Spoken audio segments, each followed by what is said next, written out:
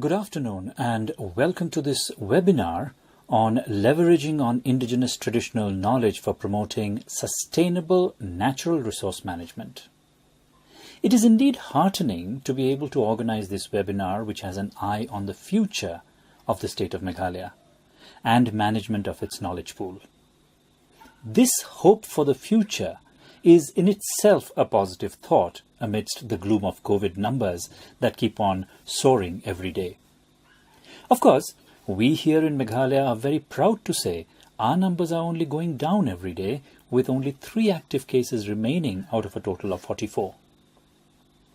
This discussion on traditional knowledge, its recognition and codification assumes significance for a number of reasons. Sustainable development has been the buzzword for quite some time now, particularly after realizing that the so-called modern practices which divorced themselves from all things traditional have had a greater damaging impact on the environment and on human lives than the benefits reaped from them. With the backdrop of COVID, the recognition of the need to go back to nature has only become more acute and the voices louder. Traditional indigenous populations in all parts of the world are known to have been carrying out practices that date back hundreds and thousands of years, which are sustainable and which place nature and its conservation at the heart of things. Traditional knowledge of these indigenous groups has been tried, tested, it has evolved, been practiced and fine-tuned to suit the local climate and cultural ethos. Little wonder then that the very areas where indigenous populations live are also biodiversity hotspots. Their practices have proven to nurture sustainability, enhance biodiversity in their local areas, and maintain healthy, thriving ecosystems. But there is one problem.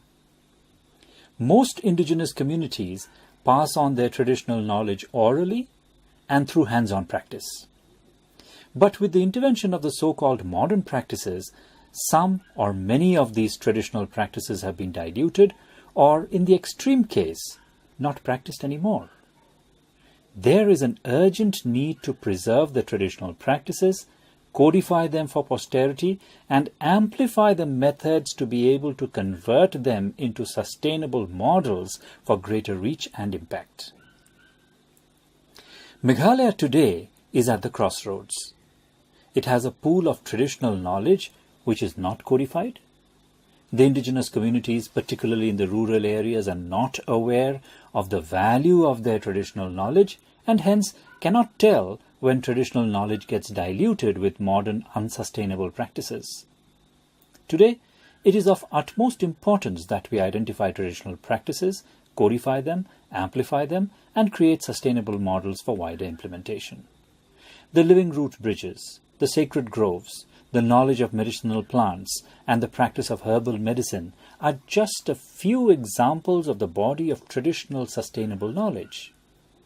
In this regard, the Meghalaya Basin Management Agency, through the World Bank-funded Community-Led Landscape Management Project, CLLMP, aims to develop a knowledge management strategy for the traditional knowledge in the state with the objective of identifying and recognizing traditional knowledge and knowledge holders, documentation of the traditional knowledge, and support in scaling up and wider application while ensuring the holders of knowledge are fairly benefited.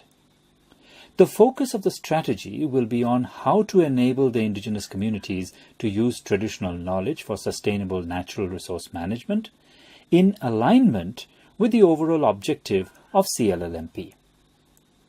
However, it is envisaged that the principles and approaches evolved in the strategy would be universally applicable to other traditional knowledge in the state and region.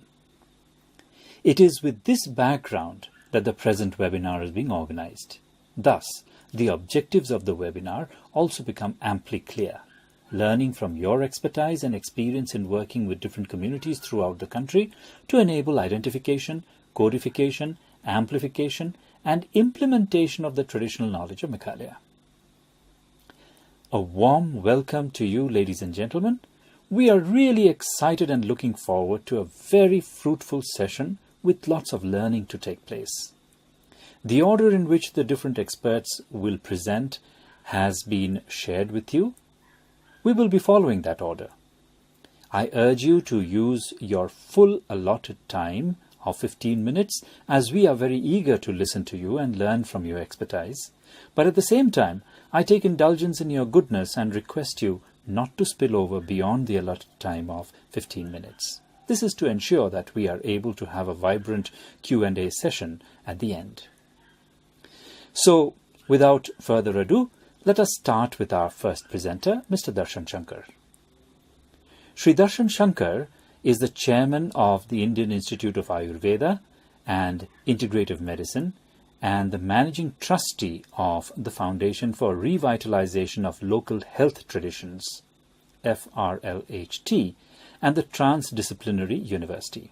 Sir, you have won several national and international awards, namely Commonwealth Award in 1976, Norman Borlaug Award in 1998 for contributions to conservation of wild populations of medicinal plants, Columbia University's International Award in 2003 for complementary and alternative medicine, and in 2011, the Government of India conferred on you the Padma Shri.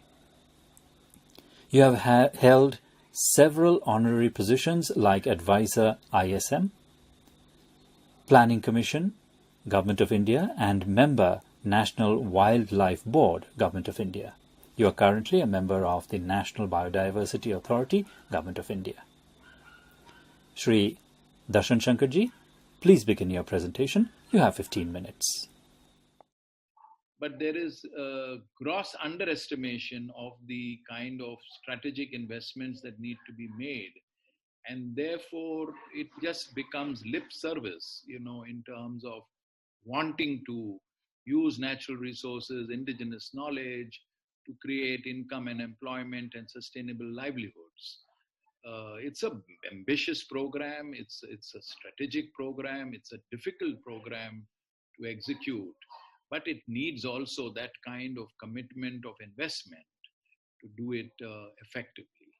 And I think that's all that I have to say. And I have more or less utilized my 15 minutes, maybe a little less than that. And I will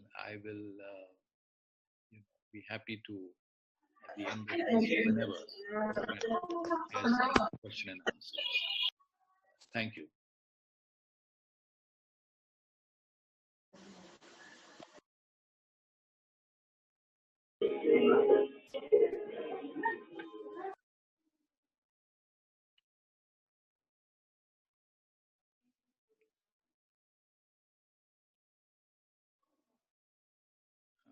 Rahul, I have completed my presentation. Yes.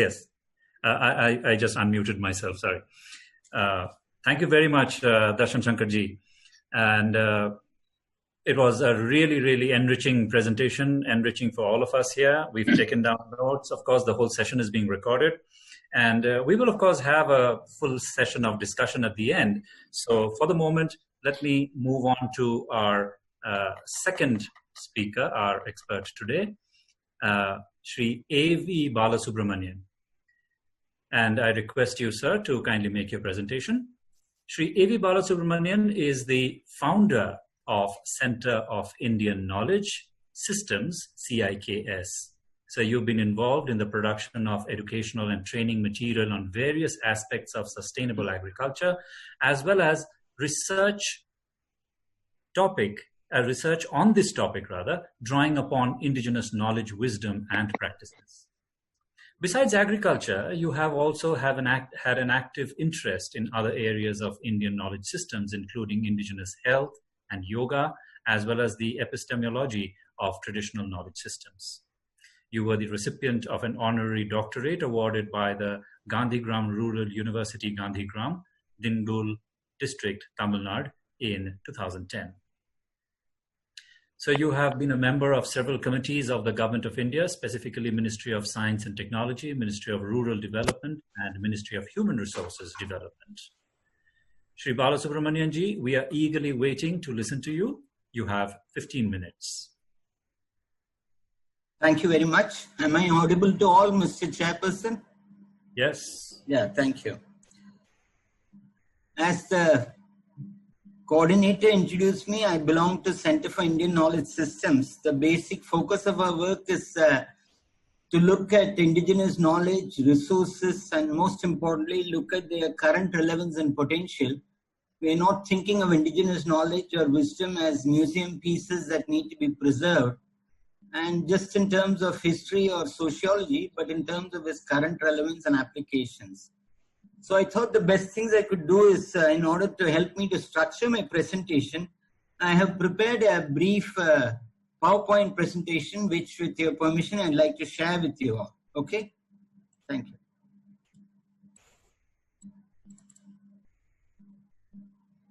Is this seen by all? The title is ITK for Sustainable Natural Resource Management with focus on approaches to testing and validation. May I proceed with the presentation, sir?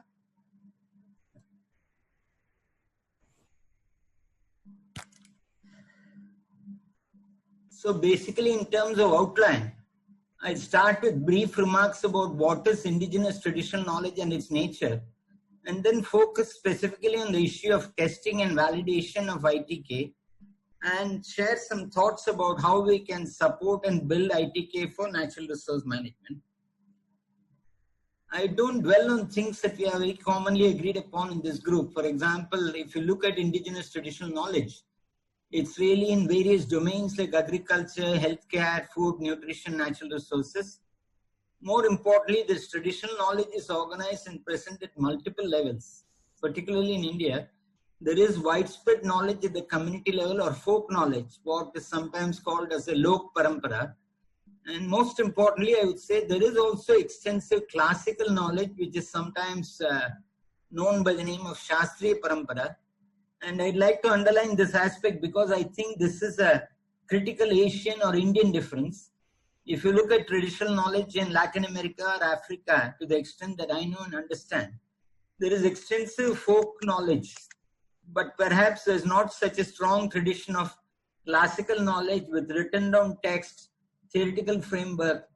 You have, with respect to traditional medicine in India, at least a 30th century tradition of written down text with theoretical framework.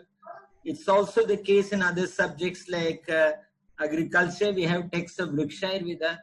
This has a lot of potential in terms of testing, validation, and revitalization of this knowledge. Some of the qualities that are common to ITK are that by and large they make use of natural products, plants, animals, mineral sources from that locality, not exclusively so. People are also very creative. They use modern synthetic products. The knowledge is often ecosystem or location specific. They make use of human and material resources available within the community. And quite often these practices and technologies are also intimately related, or I'd say intertwined with social and cultural traditions of that locality. One of the important bottlenecks or questions that we face is relating to testing and validation. People would say, look, there are all sorts of things that are found in the community. People say and do a variety of things. The critical question is this knowledge valid? If so, who has tested this knowledge and how? And quite often ITK is considered as suspect, or if I may say lower grade knowledge, which needs to be validated before it can be taken seriously. So this is really quite a bit of a challenge in terms of utilizing, mainstreaming, or scaling up this knowledge. So I will outline briefly 2 examples of what is the existing paradigm and practices, and also share with you an emerging approach. For example, if you take folk knowledge relating to agriculture, which is the area of specialization of my Center for Indian Knowledge Systems, I'd like to share with you that the ICAR, Indian Council of Agricultural Research, between the years 2002 and 4, undertook a major compilation of documenting folk knowledge relating to agriculture. They brought out a set of 7 volumes, including 1 or 2 volumes on documentation and validation, and a total of 4,879 practices were documented. I have to emphasize this because a major exercise like this remains unfortunately not very widely known for a variety of reasons. These are examples of volumes that ICAR has published. To the left, you see Inventory of Indigenous Technical Knowledge in Agriculture, Document 2. To the right, Documentation 3, which talks about validation. If you look at a typical volume, they classified this information into various subject heads like, here on the page you see rainwater management, methods to check soil and water erosion, and so on. What's more interesting is that the ICAR shortlisted about 111 of these 5,000 practices and gave it out to scientific institutions to do testing, validation in the modern scientific method. Here, for example, is a page which says there is a particular practice that's been disclosed by someone from Ganjam district of Orissa, namely the use of Strychnus naxvomica, that is we call as 80 in Tamil, mixed with cow dung and composting it for controlling fruit and shoot borer and brinjal.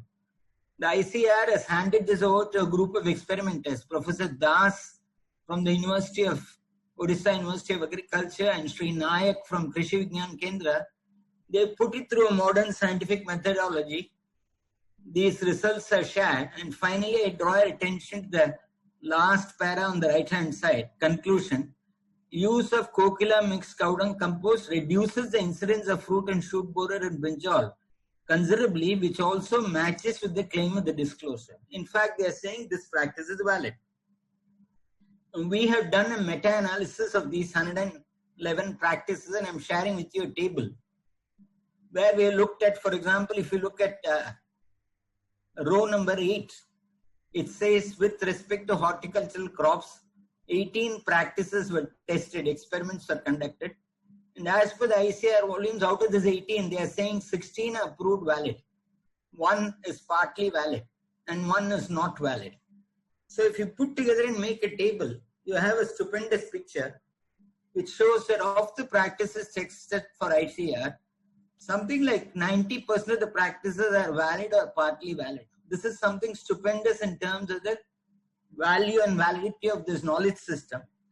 Now, the only place where we are really slipped up and we are not done much is you would think that if you are sitting on a treasure heap of practices like this, you would think that agriculture department, horticulture departments will go to town with this, will try to propagate, scale up these practices, spread it amongst farmers.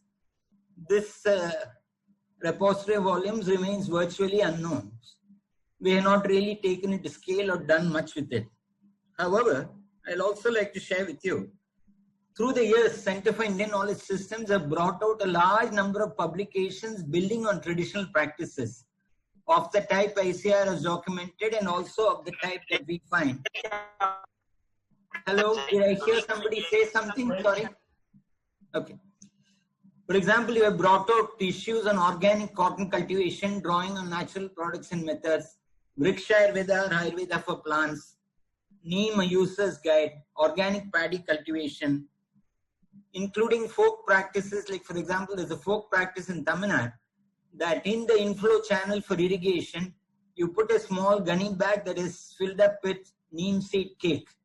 So the water that flows through the irrigation channel irrigates it and adds not just nutritional value but gives pest resistance properties to the plant.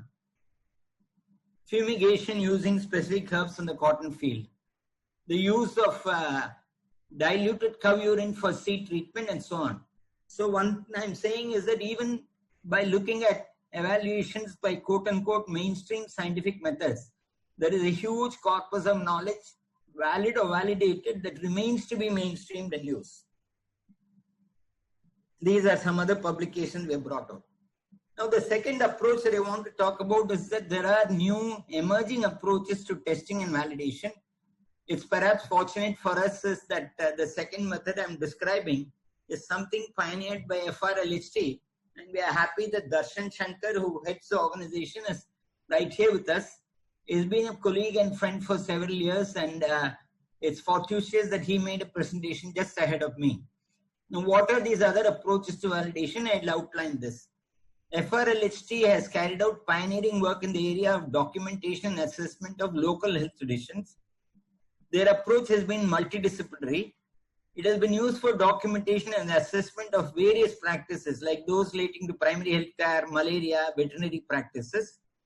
They call this as the DALHT method, documentation and assessment of local health tradition. And let's see what that approach is.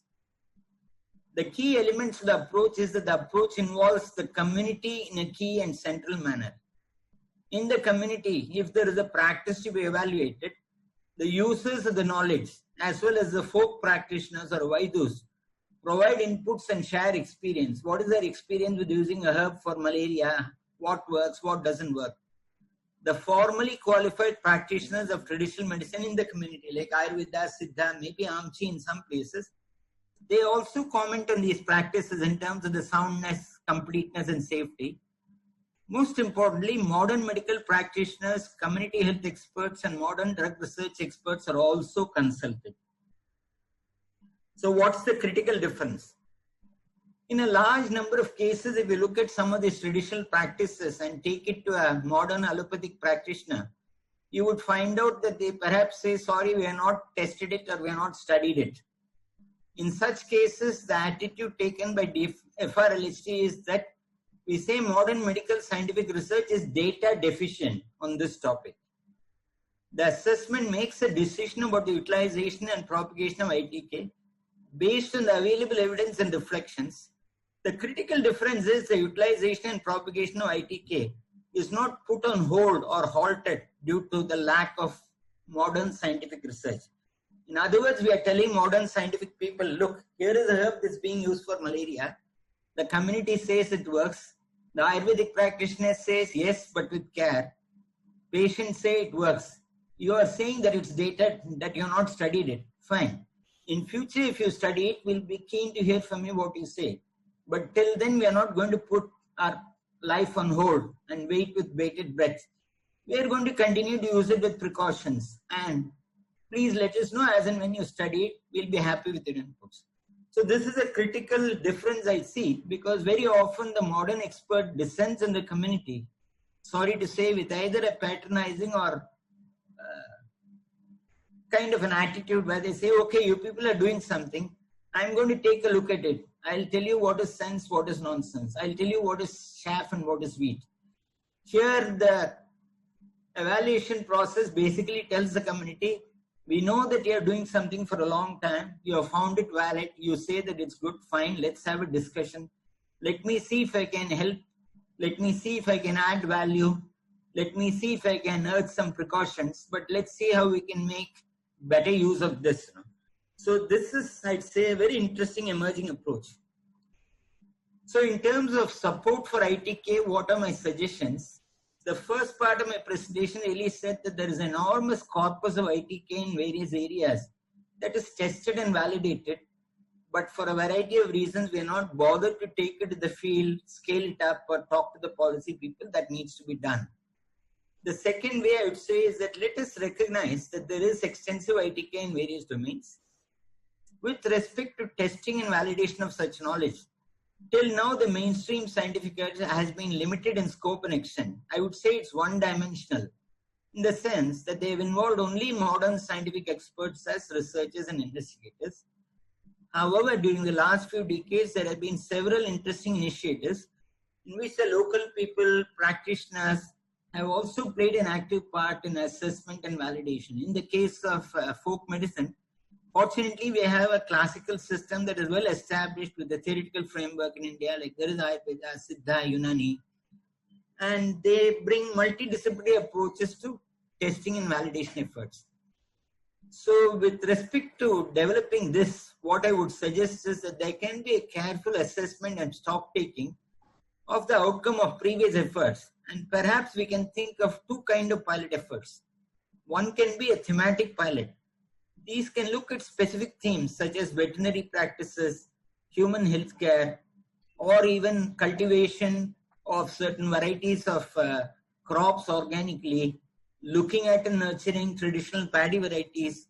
My center is working quite a bit on traditional paddy varieties of Tamil Nadu, but we are aware that there is a stupendous diversity and richness of paddy varieties everywhere in the Northeast, which is, people are just scratching the surface and trying to understand.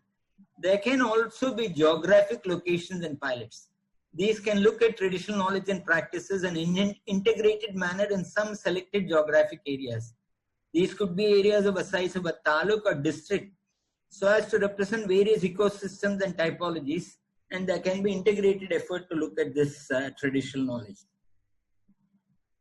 So, fine. So, that is the end of the formal presentation. I'd just like to conclude by saying that our experience has been largely with the area of agriculture. And in terms of geographic area, our experience of the organization is largely confined to Tamil Nadu, but I'm sharing. I thought I'd share with you some of these experiences because we feel that certain lessons from this relating to its contemporary relevance and potential, methods for testing and validation, no doubt have validity as far beyond geographic area that we are working. So I conclude my presentation here and wait to take any comments or suggestions. Thank you, Mr. Chairperson, and thank you for your patient hearing.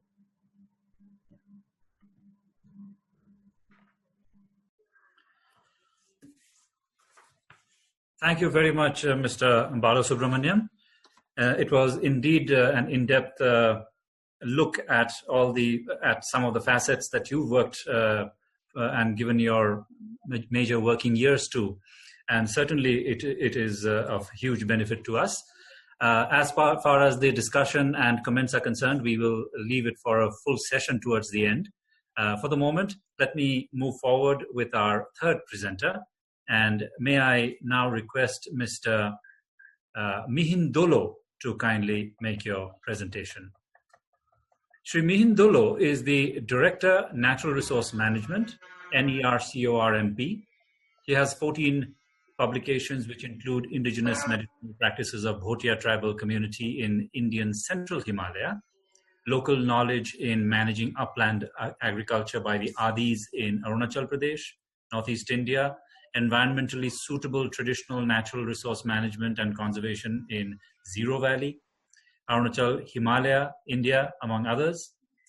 Shri Dolloji, you belong to an indigenous community, and you are also practicing conservation and traditional knowledge in an academic way. We are eager to listen to you. You have 15 minutes.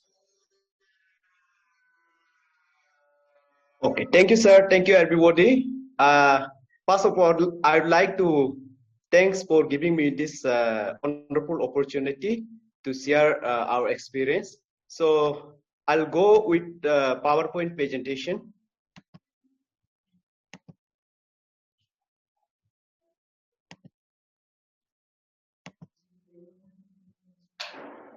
I hope it's audible, no? Yes. Yeah, it's audible, no? Okay. Considering the factor here in Northeast, today I thought I'll share some experiences learned from Apatani Plateau, how they are managing resources sustainably. So I'll talk on this. So this I'll not go on detail. This is just highlighting what is the traditional knowledge and how important it is. And one of the important aspects of managing the resources is the classifying the land use in a proper way. So if you look on the Apatani way of land use classification, so it is well classified. You can see in the table, it is classified into 9 categories. Starting. Hello. Yeah. Starting from bamboo garden, if you see. So then a individual forest is there, then plant forest is there, then community forest is there, like that. So they classified accordingly for management perspectives. And based on that, they manage it accordingly in a sustainable way. So if you see here, just next to the settlement and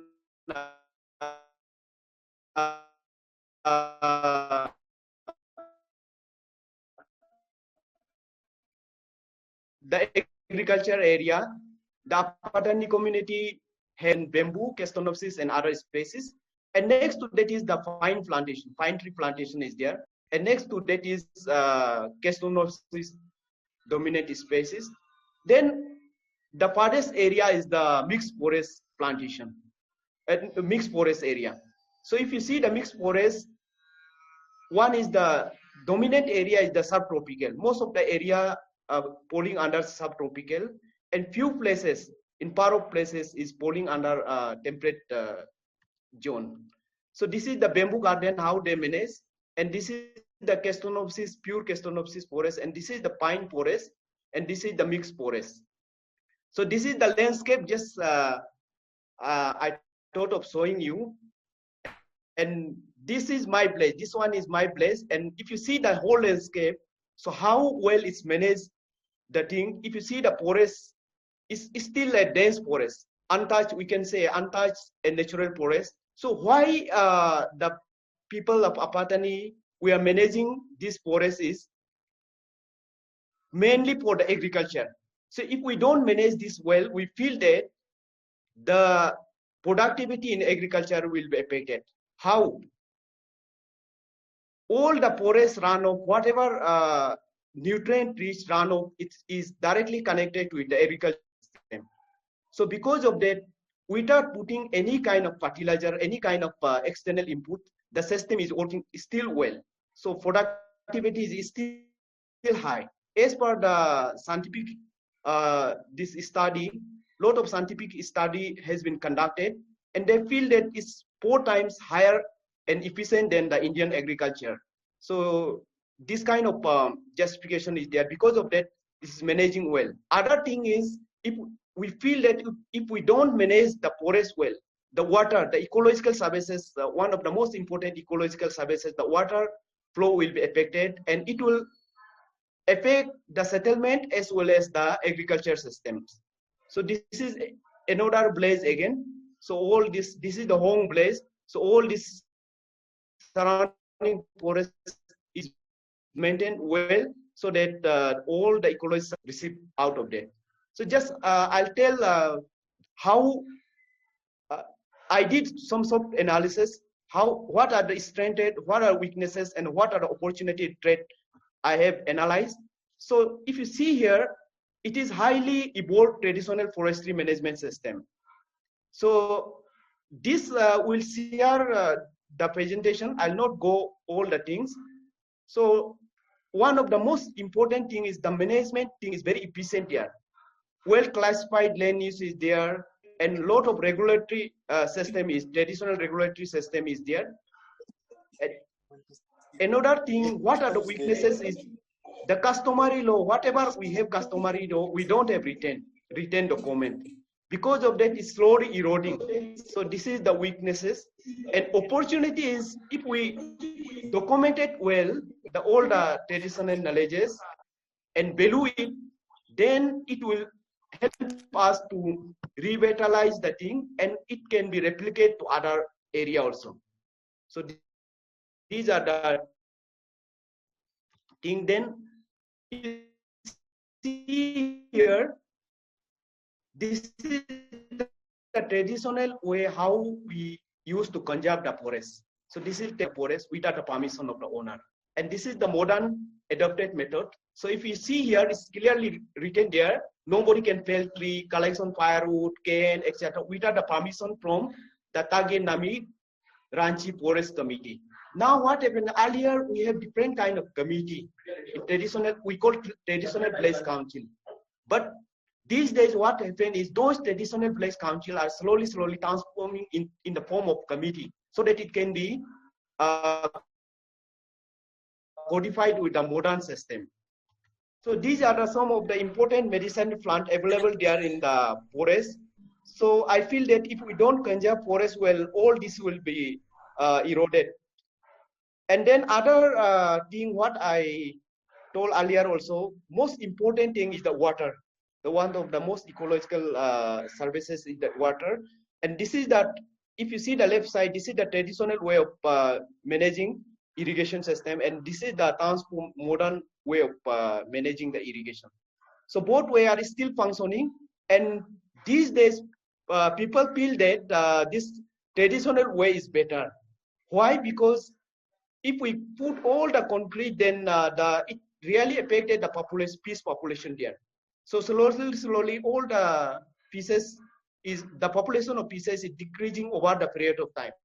So recently, government did a lot of intervention to revitalize all these things, particularly the traditional way of managing the irrigation. And this is the plot how we irrigated the area.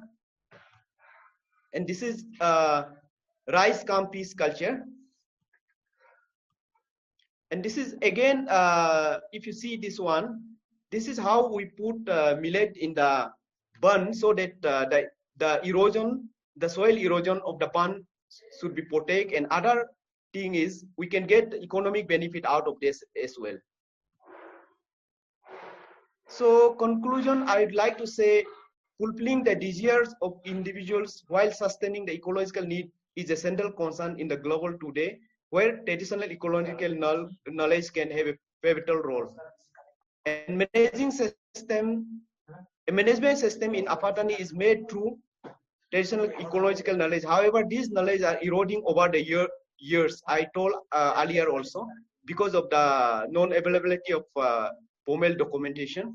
To keep the crop production system sustainable and to maintain biodiversity, traditional ecological knowledge need to be documented and rejuvenated.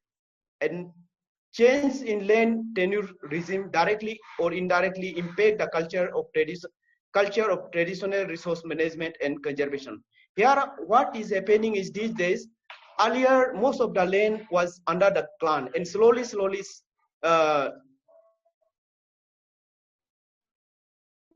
moving towards the privatization. So because of preservation is slowly reducing, and only a limited area has been brought under cultivation, whereby the rest is under forest cover, which signify ecological equilibrium management practices. Resource conservation is not only confined to forest, it's also to bamboo garden and agriculture with high biodiversity. If you see agriculture in Apatani Plateau, we have a high biodiversity. Like rice alone, we have 17 different land races. So by appreciating the potential role of biodiversity in the economy of Apatani and its socio-cultural value and conservation of flora and fauna is in their social norms from over the centuries. Therefore, Apatani's culture of conservation and resource management can be scientifically validated and can be developed as a model of such kind of replication. What I feel is in Meghalaya also, I travel all across the Meghalaya, and one of the most important issue coming up is the forest conservation. So if we can relate how Apatani is conserving forest, and if we can replicate some in the Meghalaya, then it can, I feel it will give some kind of good result. So finally, I'd say let's conserve forest to secure environment and avert natural disaster. Thank you. Thank you very much.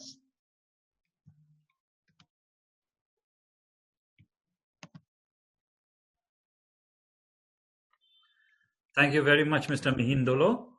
Indeed, it was an insightful presentation, particularly on the Apatani way of conserving nature and ensuring that there is conservation and sustainability.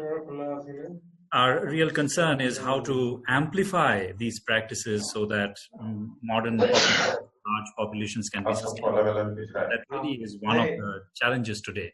We will go into these discussions later. Let us thank you very much for your presentation, Mr. Dollo. We move on, and may I now invite Shri Pratim Roy to kindly make your presentation. Shri Pratim Roy is the founder director of Keystone Foundation. You are instrumental in setting up the Keystone Foundation with a vision of clarity and focus on eco-development initiatives. You have been responsible for organizational matters, donor relationships, planning programs and projects which are in line with the vision and mission of the organization. You work relentlessly with the district administration on environmental governance. Water is your area of interest, on which you have developed projects to save the wetlands of the Nilgiris. Sir, the floor is yours now. No, rather, the screen is yours now. 15 minutes.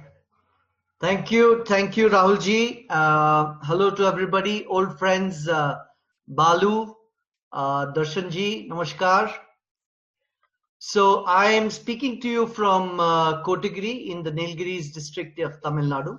We are in the mountains, and we've been here for the past 27 years, and we reached this place chasing the traditional honey collectors and beekeepers of Tamil Nadu.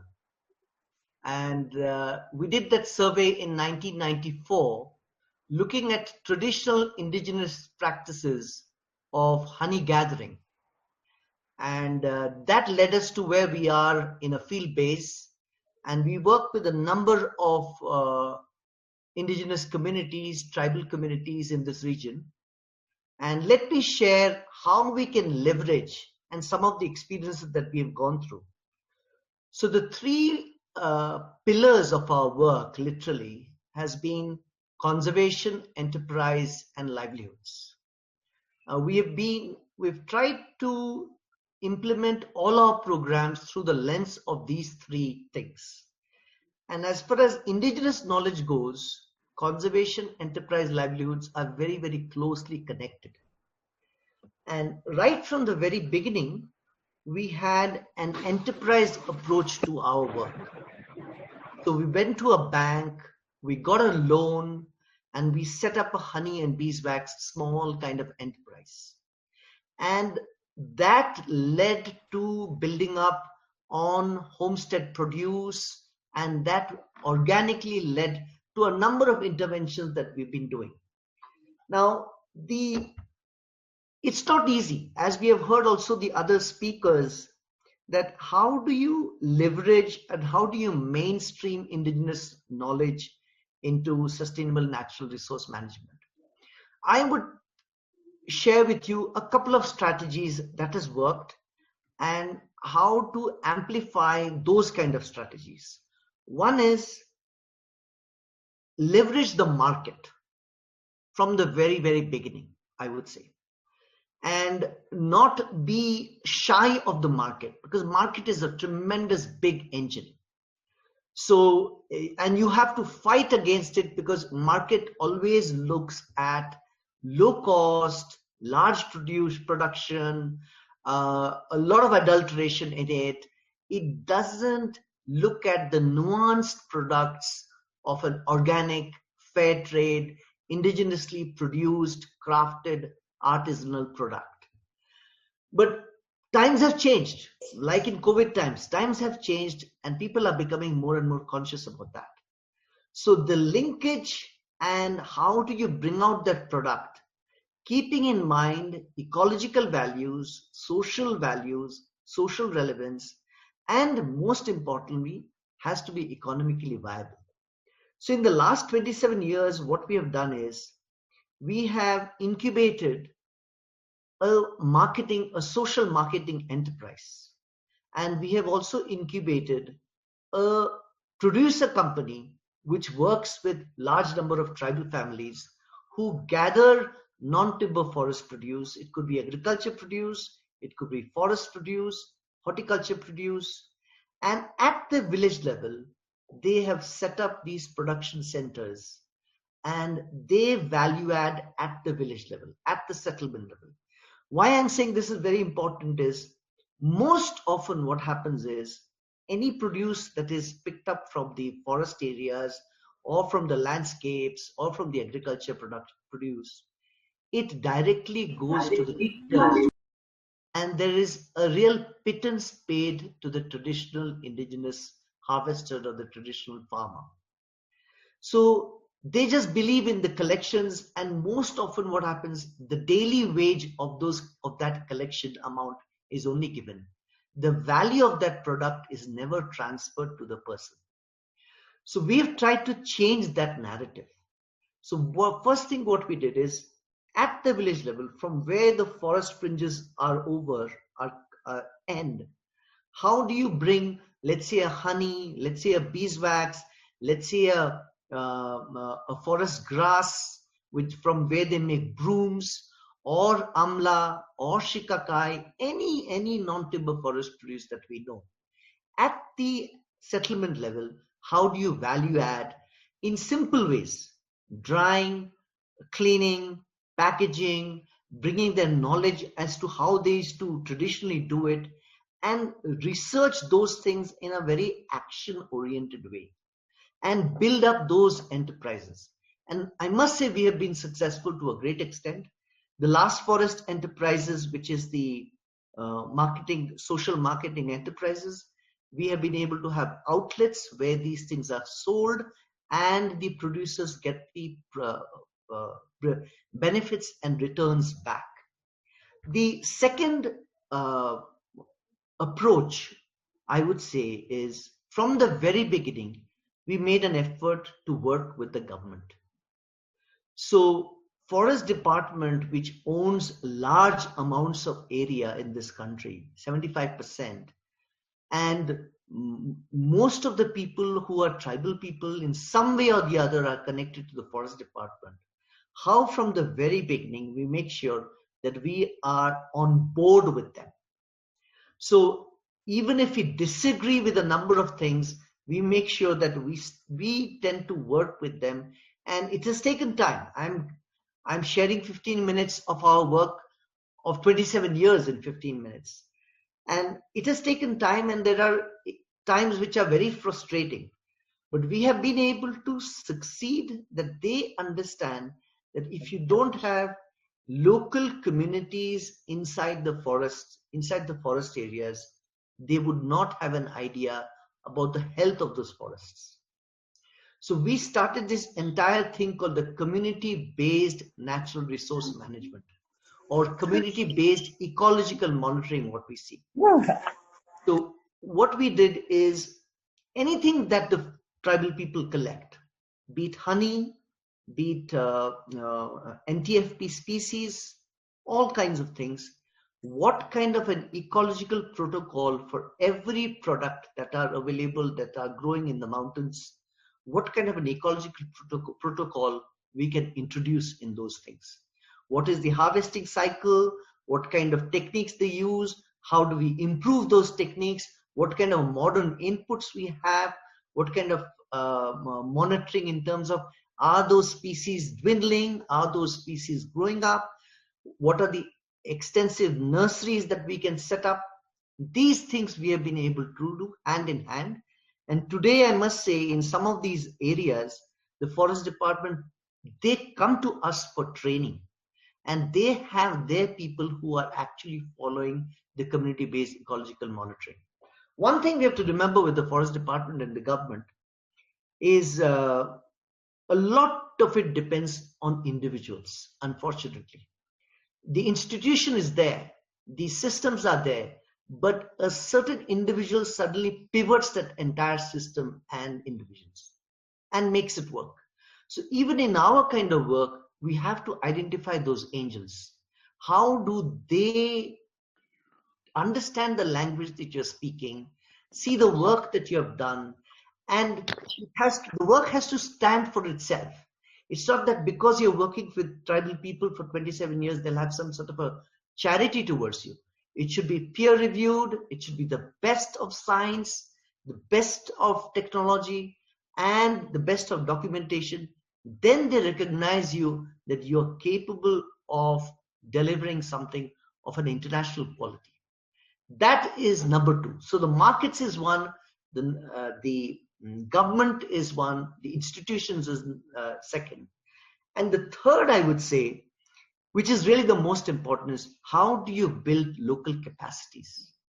And Darshan's first point in terms of people going to IITs and IIMs is very, very pertinent, because in our country, a lot of talk has constantly happened as how do you build local capacity at the ground level? How do you build indigenous knowledge? How do you make it really kind of blossom and come up and be converged with modern science and more different kinds of techniques? So an example which we have been working on for some time, and I'd like to share this, is what we have done is we are in the process of setting up something called the People and Nature Center. Now, what does the People and Nature Center do? It's basically a series of field labs where all the work that we've been doing for the past 3 decades almost, how do we digitize it in a people's archive? So the work is on digitization. It's completely the latest kind of digital archive technology which exists in places like Australia, New Zealand, Arizona, different places. How do you have archivists who can come and digitize all this kind of knowledge and make sure that the community people are the guys, are the men and women who actually work on making it more and more relevant and user-friendly, and they can completely update it constantly. So it's not a museum, it's not something which is out there that people have no idea. It's a vibrant space that they engage, and from that they come out with what is the kind of future trajectories that they would like to see based on what we have documented over the years. So it's historical knowledge, it's practices of the 27 years, it's case studies on the ground, things that have worked, things that have not worked, and why. So you're creating that database and you're making it like an open platform for everybody to use. So these are the 3 methods which we have been working on. And I would say this way, I feel that the leveraging of indigenous knowledge and indigenous traditional knowledge for sustainable natural resource management has a great opening. And with the COVID, where biosphere reserves or biodiversity rich areas in the country or in the world are almost becoming like islands of hope, because we have to know what all happens in these biodiversity patches and how does a virus, how does these things move from a animal to human and human to animal, and what happens. We have very, very little knowledge on that. But if we pool in, if everybody gets into their different ideas and perspectives, I think there is something interesting out there which can come out of this interaction and out of this engagement.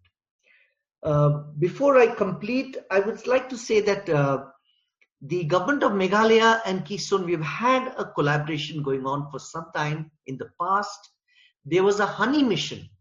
People from the government of Meghalaya had come here and they have visited Keystone a number of times, and people from here also have gone there. And we've been training a lot of people on our work on honey. So I'm sure that a project of this kind with World Bank can leverage what has been the learning with those kind of missions, where they have looked at honey, how they can value add the honey, how different bees produce different kinds of honey, different communities have different technology systems to produce that honey, and you don't group and lump everything together and sell it as honey, and you have a story for different honeys. So I would think the world is going for more and more nuanced way of thinking, and the indigenous knowledge and the indigenous communities are in a very, very central position to redefine how we are going to have livelihoods and lifestyles and sustainability in the future. Thank you very much for giving me this opportunity. I look forward to the question and answer session. Thanks a lot. Thank you very much, Mr. Pratim Roy. And indeed, your last point on segregation of different types of honey and the honey mission really finds a bell ringing here in Meghalaya, because in Cherrapunji we have the famous orange honey, which has a special flavor. It is said that the honeybees only collect the nectar from the orange flowers, and so the honey has a special flavor, and it is not mixed with any other kinds of honey, and it is very, very sought after. Thank you very much for all the insights that you have given us, and we will certainly have more to discuss when we have the Q&A session later. May I now call upon Dr. B.K. Tiwari, Professor B.K. Tiwari, to make your presentation. Professor B.K. Tiwari is a retired professor and head of environment studies from Northeastern Hill University. So you have authored Sacred Forests of Meghalaya, Biological and Cultural Diversity, and Forest Products of Meghalaya, Present Status and Future Perspective. Your technical reports include Environmental Accounting of Natural Resources of Meghalaya, Phase 1, Land and Forest Resources, State of Environment of Meghalaya, among others. I personally have known Dr. Tiwari for the last 20 years or so, and we have met on several occasions for discussions on radio and television. Sir, we look forward to your address or presentation. You are in a unique position in having studied the practices in Meghalaya for the greater part of your professional career. We are eagerly waiting to listen to you. Sir, you have 15 minutes.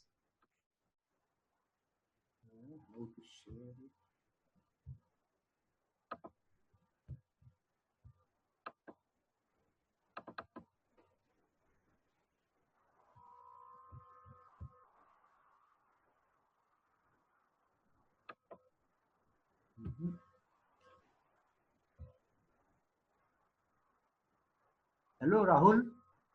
Am I able to share the screen?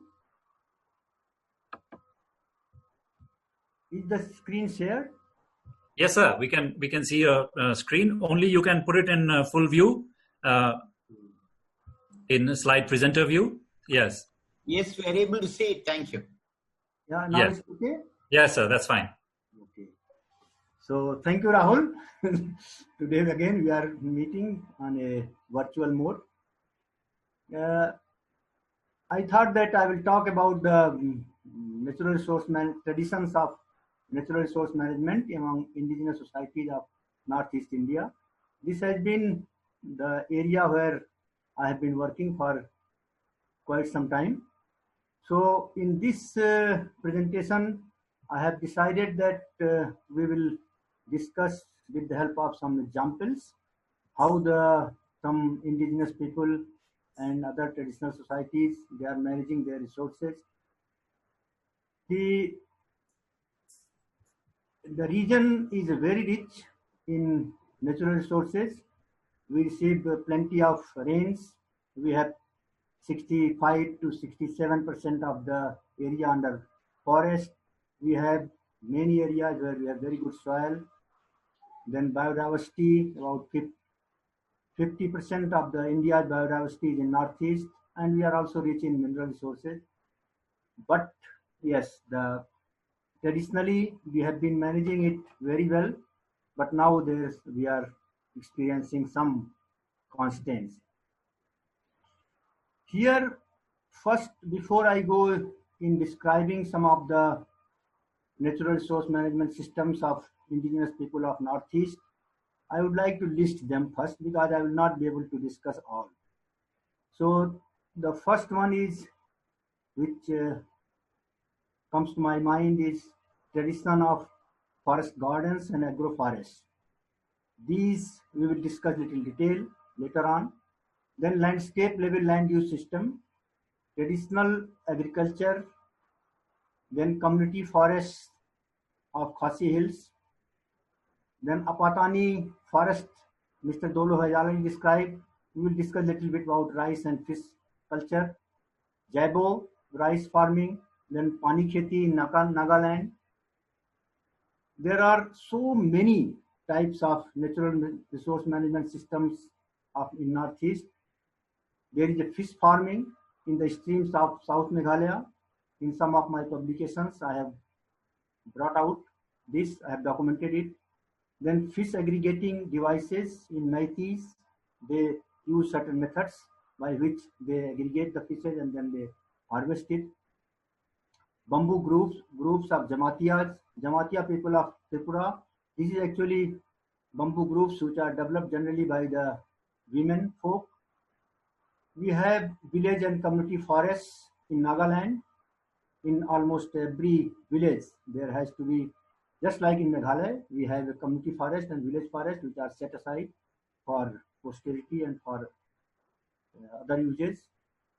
Then we have pest management, beetle leaf and beetle nut. This also has been documented quite well. You know that in the beetle leaf cultivation in Meghalaya, we don't use any pesticide or any fertilizer or herbicide, we don't have any pest. In betel nut also, the local people have devised very good methods of betel nut pest management. Community management in spring-based water sources. This is many villages, or you can say most villages in Meghalaya, they have their water sources in springs, and they have made very good methods devised how to tap those springs and particularly for drinking water. We have root bridges. We have in Northeast alder, larch, cardamom agroforestry in Sikkim.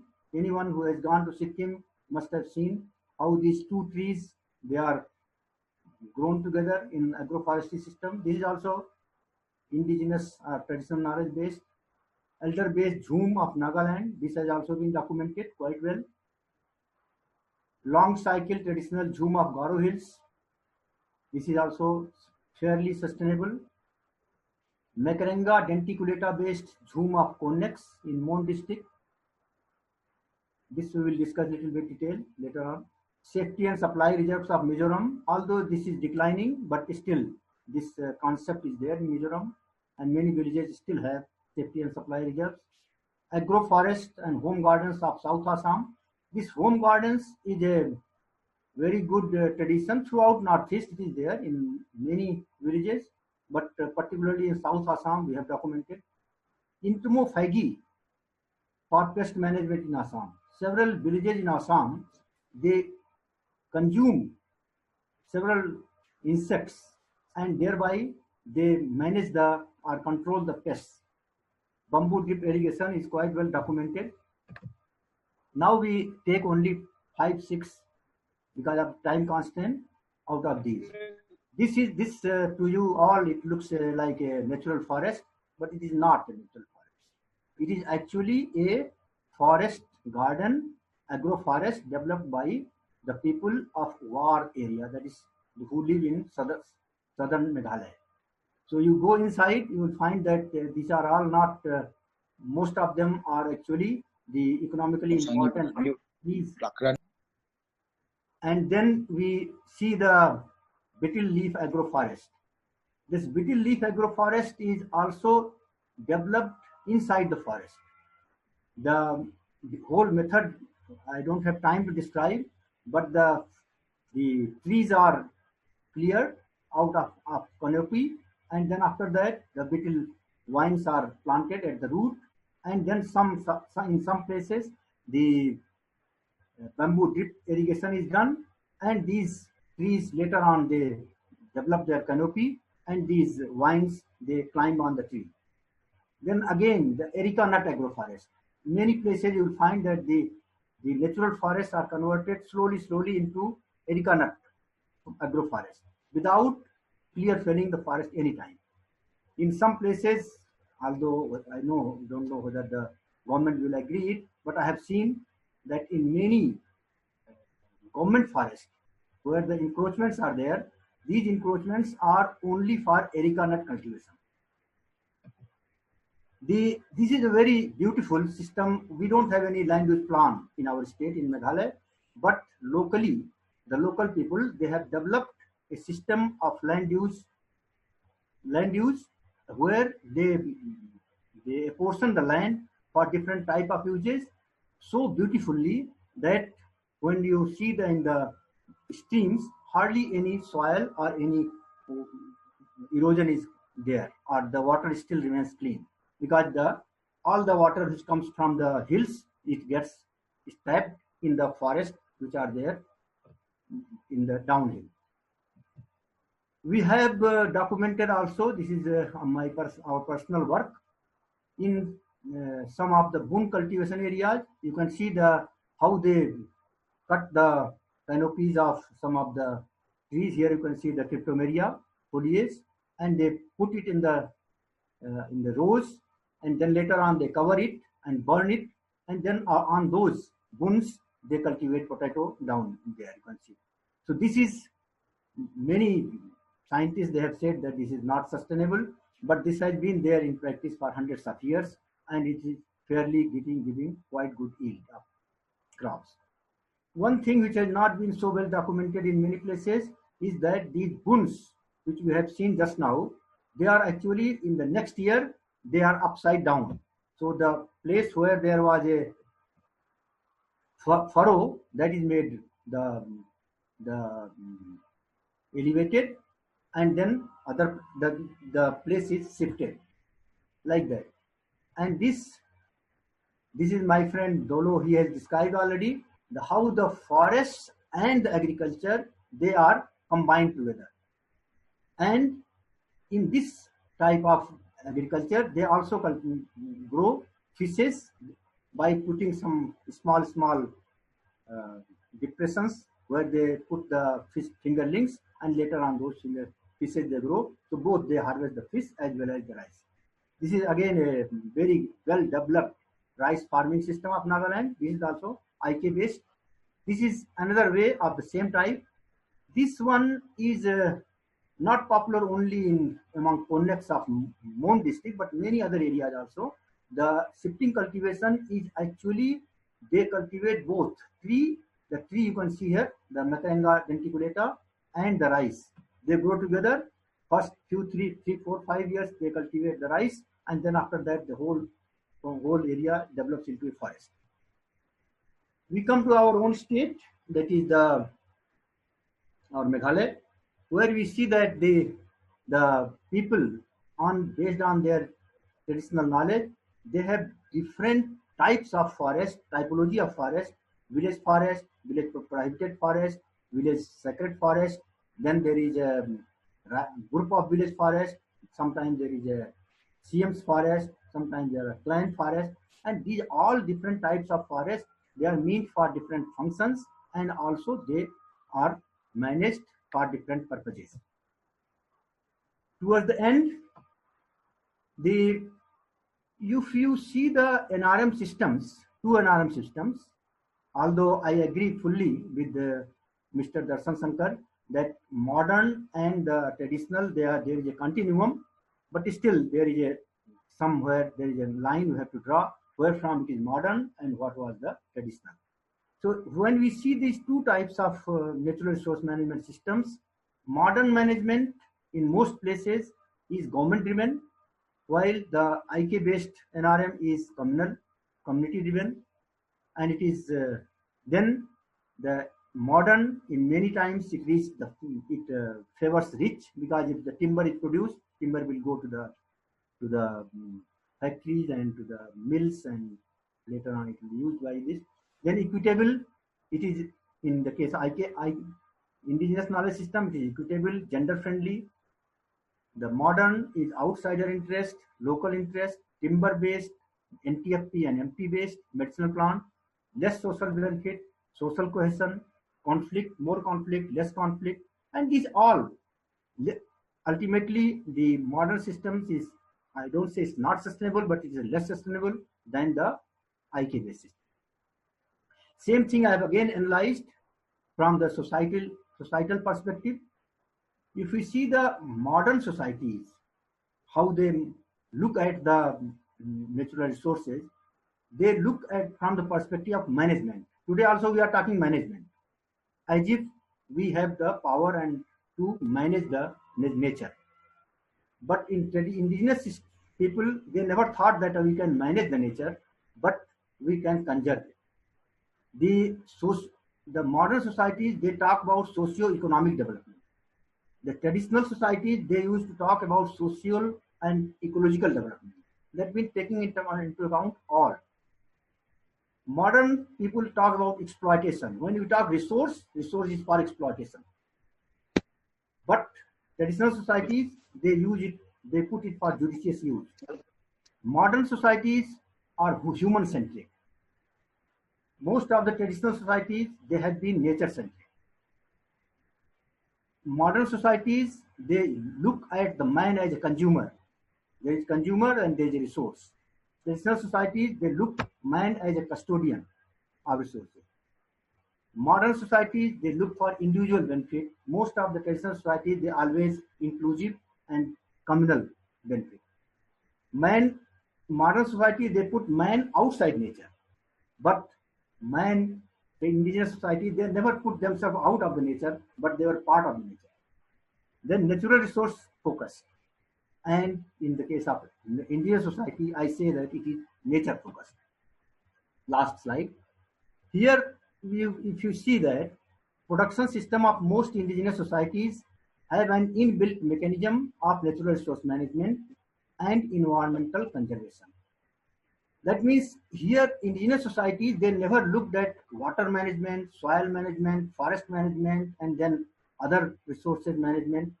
It was inclusive and community based.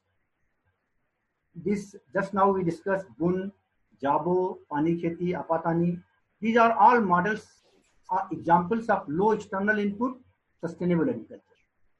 Communities are constantly innovating and improving their production system. I have documented some of the traditional agriculture, particularly even forest also, for over a period of 30 years.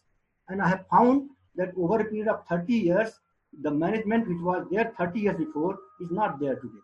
So these traditional systems are also changing with time. There is a need to study and document the traditional TK-based sustainable NRM and environmental conservation practiced by indigenous society. Although there is a lot of documentation taking place, but even yesterday I published a review paper on traditional ecological knowledge in one of the prestigious journal. Where I have done some sort of documentation, we have with my students, with the help of my students, but it is not complete. It's not even 10% or 1%. So there is a need to document and to bring all these traditional knowledge systems in focus of the government and managers. Thank you very much. Thank you very much, Dr. Tiwari. We will get into the discussion later on. Indeed, your presentation has the insight of being locally present here, and therefore all that detail. What was astonishing is the richness of the TIK, the traditional indigenous knowledge, the long list that you have provided of the different ways the communities from the Northeast have been using these traditional knowledges for different aspects of their lives. Really remarkable. So there's a huge richness that needs to be tapped and amplified. Let us move on, and may I now call upon Shri G.V. Ramanjayanulu to make your presentation. Shri G.V. Ramanjayanulu is the Executive Director of the Center for Sustainable Agriculture. So you have been working on public policy issues impacting on food systems and farmers' livelihoods, and a framework to ensure income security for farmers. You have been working with farmers in Andhra Pradesh, Telangana, Maharashtra, Punjab, and Uttar Pradesh in establishing ecologically and economically sustainable agriculture models. You have also been working in building a community marketing system, Sahaja Aharam, linking farmer cooperatives directly to consumers. Working with the government of Andhra Pradesh in promoting natural farming, with the Society for Elimination of Poverty, Telangana, with Maharashtra State Livelihoods Mission, Northeast Rural Livelihoods Project, in building the capacities of the staff and organization involved in the program. Sir, we are eagerly waiting for your presentation. You have 15 minutes.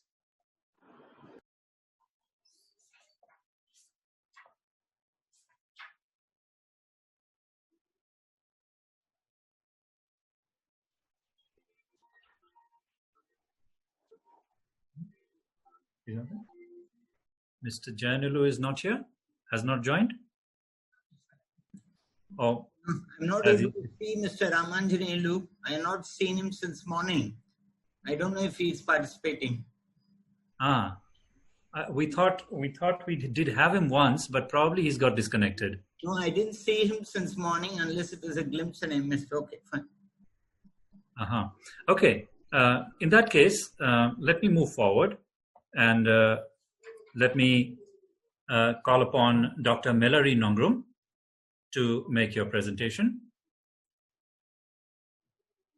Dr. Melari Nongrum is an associate professor in the Department of Social Work at Martin Luther University. You're also the executive director of NESFAS. NESFAS stands for Northeast Slow Food and Agrobiodiversity Society. NESFAS aims to connect people to the pleasure of tasty, healthy, local food that is inseparable from the responsibility towards the environment and the preservation of agrobiodiversity. NESFAS believes that food, when responsibly produced, protects the environment, enhances our health and well-being, and affirms pride in our culture. In doing so, it also highlights the role of women as nurturers and custodians of the agrobiodiversity and our foodways. Really, really interesting work. Dr. Melari Nongrum, we are all eagerly waiting to listen to you and your expertise in the field of slow food and everything else that you have to present. The screen is yours. Okay. Thank you very much for this opportunity to share the work that NESFAS has been involved. And this afternoon, I would be sharing our work from the lens and perspective of the indigenous food systems. You know, listening to the presentations, and this is the last presentation, I suppose, and it is basically consolidating all the traditional practices that, you know, everybody has shared. And to do this, I have a presentation, so I'd like to share my slides.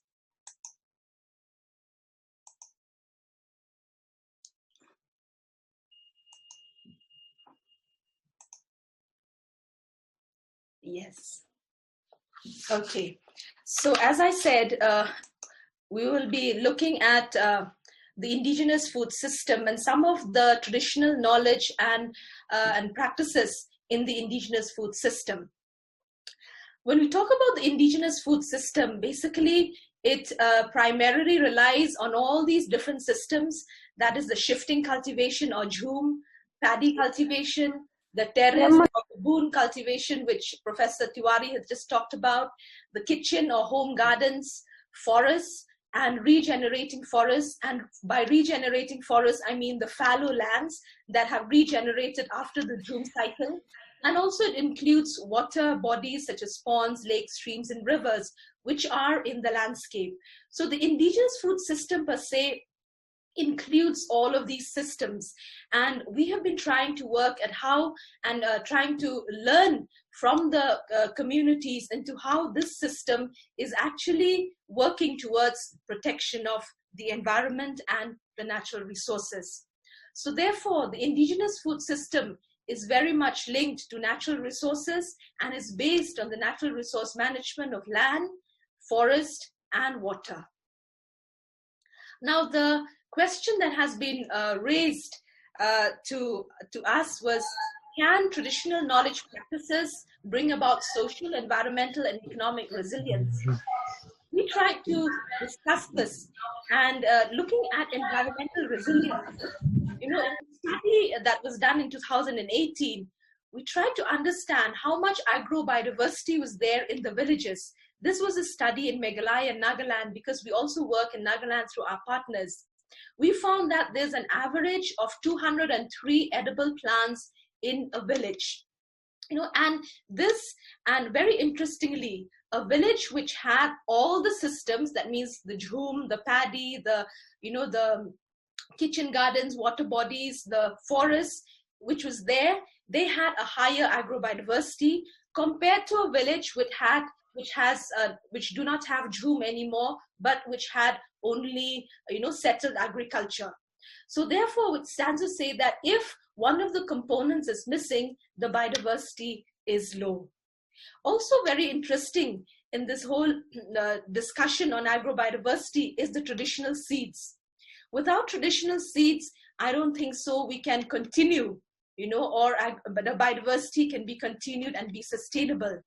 It was found in one of the villages which practice Jhum that a household typically has, an average of 45 to 60 types of plants that are grown in any year. And all of these are traditional seeds which has been saved from generations together. And also, when we talk and we work with communities, the whole context of climate change has really affected farmers. The weather conditions are changing, rain patterns, precipitation is changing. So therefore, this among these traditional seeds, there are also climate change resilient species. This is the perception of the farmers, that they say that some species are not that affected as compared to, let's say, a hybrid seed or a high yielding variety seed. In terms of the diverse land use also, as I said earlier, the more diverse the land use, as other presenters have also showed, the better it is. Professor Tiwari has showed how the communities have divided their land and how they are using their land sustainably. And this also brings about environmental resilience. In terms of the social resilience, one of the existing practices of clan land is actually a social capital for the people. In Meghalaya, we see that there is landlessness. People are losing their land. The community land is shrinking as compared to the earlier years. And people themselves say that, they're not getting as much land to cultivate, probably because of population also, but also because largely of privatization. So therefore, we need to strengthen. Things are changing, yes, but we need to strengthen clan land and community land in areas which are still there. There are many villages which still have community land, so that in itself is a social capital for the people, and we need to harness and protect. The third aspect is health and nutrition. As an organization, we promote traditional food for health and nutritional security. It is very disheartening to see that in spite of such a high agrobiodiversity found in the villages, we have malnutrition, we have anemia in our villages. These are just, the tip of the iceberg, what I've mentioned. A study that we have done on dietary diversity has showed that there's an average of only 4 food groups consumed out of 10 food groups in a day. The 10 food groups is the framework of the FAO, and we had adopted it for this dietary survey. So what does it show? It shows that people are actually not consuming what they have. And one of the reasons could be the market forces, the neglect of the indigenous food system and traditional food, and the dependence and high dependence on the market food, which is looked as, more nutritious.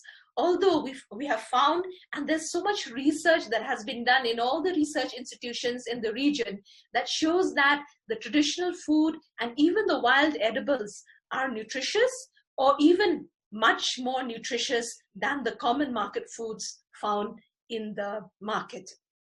The third aspect of economic resilience, yes, our communities are earning their livelihood. There are opportunities for livelihood through the indigenous food systems, through their landscapes, in terms of sale of wild edibles or non-timber forest produce. And also, this system, as already indicated by other speakers, prevents farmer deaths due to less external inputs.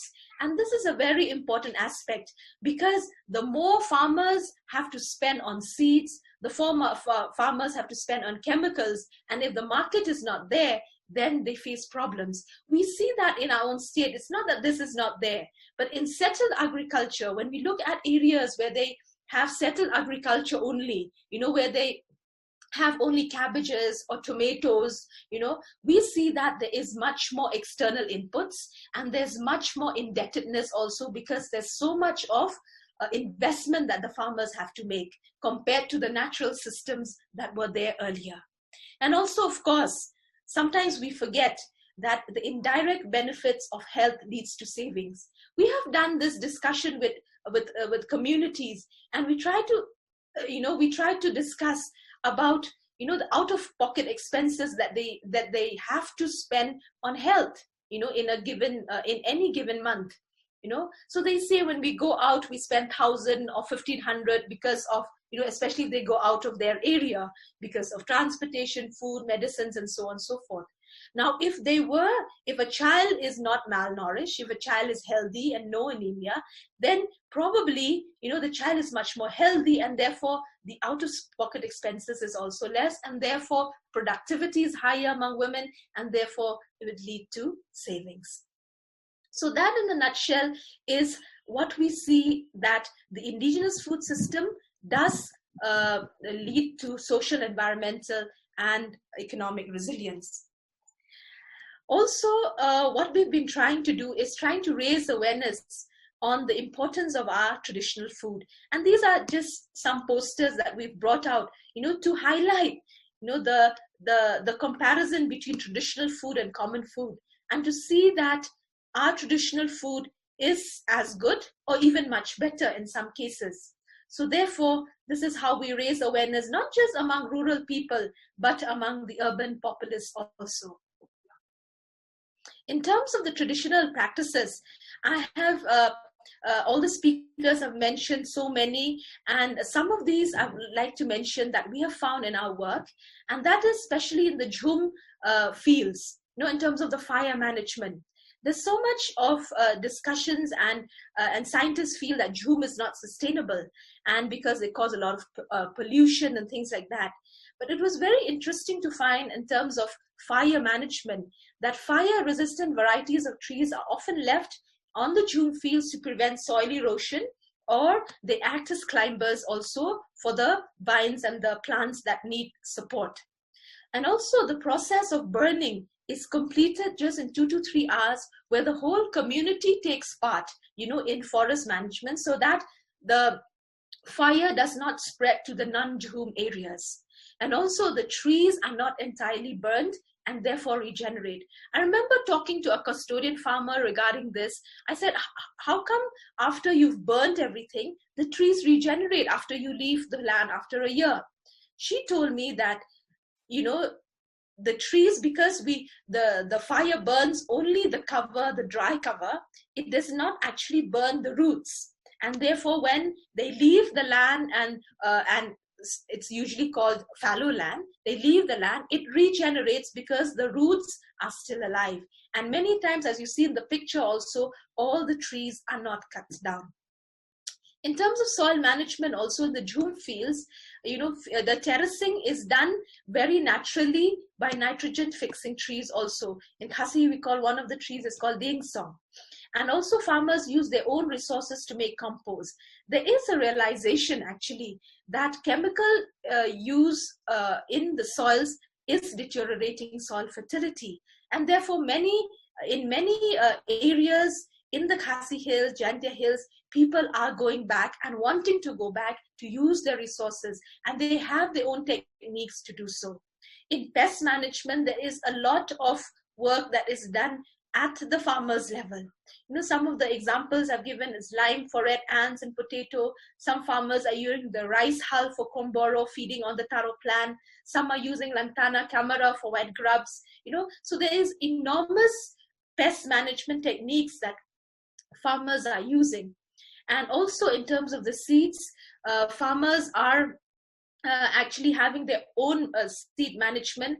As we know, we have so much of traditional seed varieties, and it is interesting to see how they are saving seeds. Some are doing it on the hearth, some have used lime and lantana camara while storing potato seeds. They say it reduces the pest infestation. So it is interesting to see all these different seed techniques also, because what we find is that not all villages have an enormous number of traditional seeds. There are some areas where the traditional seeds varieties has used. So what we have been doing in all this knowledge building is we try to share the knowledge. What we found is that farmers are experimenting on their own, in their own farms, and there's no place that they, come together and share knowledge. When they come together, it's usually a training being given by an institution, whether government or private. But here, what we do is that we realize they have so much of knowledge. Why not bring them together in a platform and let them share? And these platforms, we call them in English, the Agroecology Learning Circle, where they share their practices, whether it is pest management, whether it is soil management. And what we do is that we encourage them to experiment again along with the group, the things that they have been doing. So the other group members also learn on the job, and we try to document through the season. And what we found is that the yield is definitely much higher because of the reduced pest management or because of the fertility of the soil. So these posters are just to document that knowledge and to share among other farmers. Also, where knowledge is let's say they have a problem with cutworm, in a particular village. If the ALC in Bhoirambong has done something on cutworm, we take that knowledge to another village in Ribhoi and we share, this is what they have been doing, this is where, Comrade Aim has been doing. So we share that knowledge among farmers. Looking at the major challenges that we face is, I think, a mindset. It's a challenge of the mindset that traditional knowledge and IFS are outdated, and this has been already said earlier. So what we have tried to do is take participatory research. We do participatory research on the indigenous food system and agrobiodiversity, and we take back this research data to the communities in which we work, and we create action plans. So when people see their own data and they see that they have so much potential, they have that motivation to work towards that, protecting and preserving their own work. In terms, as I said, the farmers working on their own and the agroecology learning circles, this is the platform for sharing. And one of the results, I should say, the positive results of this exchange learning is the revival of millet cultivation, which can be attributed to exchange learning among farmers, not only in the state of Meghalaya, but even among other indigenous communities outside the state, like Nagaland. As I've said earlier, in some areas, there's lack of traditional seeds. Okay, so what we've done is we facilitate the exchange of traditional seeds. In February 2020, we could facilitate 29 types of traditional seeds were exchanged between 18 villages in the Khasi Hills and also the Jantia Hills. And another problem is commodification of land, as I said. This is a big problem. Farmers, and in many areas, they have had to lease land. When they lease land, we can imagine they have to maximize their profits because they have either to give their owners in kind or they have to give the cash at the end of the season. Now, when they lease land, what we found, there's no sustainable practice that is being practiced. There is usually cash crops are grown and much external inputs of chemical fertilizers or pesticides are used, So therefore, if people are leasing their land, that land after a number of years will become barren because it's been used out of its whole potential. So therefore, there is a need to strengthen community land ownership. Yesterday, there was a discussion by my colleagues in a village in Maukanrao where we actually talked to them about how we could bring back, and strengthen community land ownership for the benefit of not just this generation, but for future generations. This community is realizing that and trying to do something about it. Another major challenge when we talk about resources management and sustainable practices is the gap between children, youth, and the environment.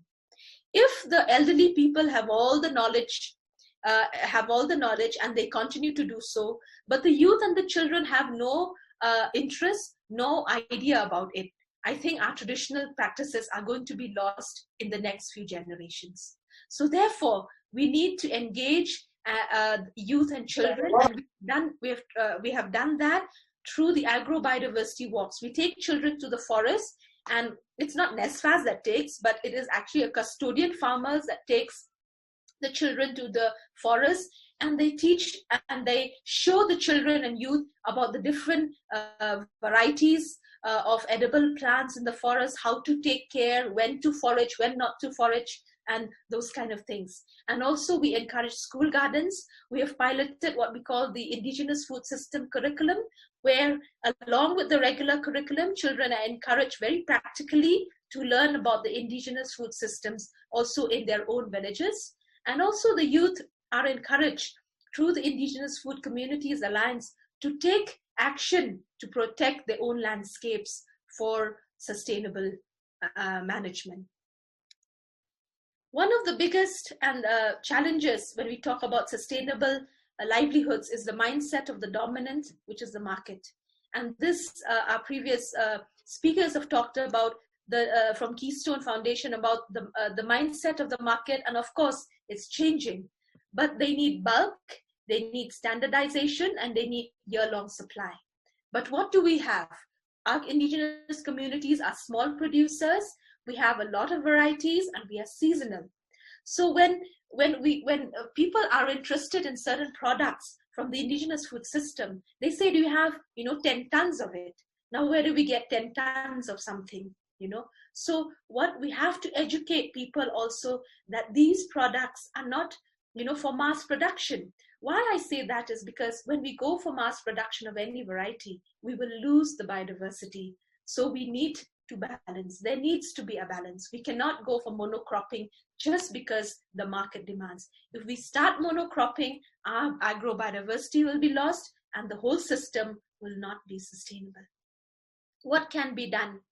Taking forward, there are a lot of things that can be done, but very practical. As I've said, we need to strengthen traditional practices of community land management. This is to enhance resource access to all people, not just the rich, but to everyone.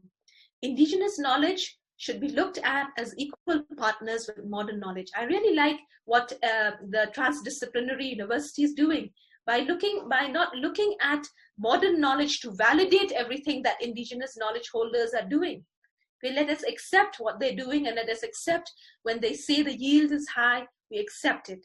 Promotion of traditional seeds over hybrid and high-yielding variety seeds, as I've said, especially in a context of climate change. And using of existing research on IFS in policy making. Why am I not saying we have to do research? It's because in our work in indigenous food systems, yes, we do research, but there's so much research data that is done by individuals or by institutions, and therefore there's so much data that is there that can be used for policy making. In fact, Niti Aayog has brought out a working paper on jhum cultivation 2 years back, and Professor Tiwari was part of that working group, which they have actually questioned some of the dominant paradigms that has looked at as jhum cultivation as an unsustainable management traditional practice. So therefore, the research data needs to drive policy making in the state. Next is we need to enhance indigenous, the markets for indigenous food. We have been trying to hold, monthly markets for traditional food, and it is a very costly affair. We have to pay for the venue, we have to pay for the setup, we have to pay for everything. What if the government, provides that space for farmers, and this would be a great incentive for farmers, and they would be able to connect directly with consumers. And yes, and the last is we need to also look at, we need to also look at access to, the value addition. The value addition of food is because when you look at value addition of indigenous food, what we find is that usually it's just limited to pickles and jams. we pickle everything or we jam everything. But I think there is much more. I was talking to some nutritionists and they say we can make so many things out of, many nutritious food for infants, for pregnant women. It's not that we have to depend always on the market and very expensive market foods. So why not value add them? And I like what Keystone Foundation is doing, where they are doing it at the settlement level. Why not?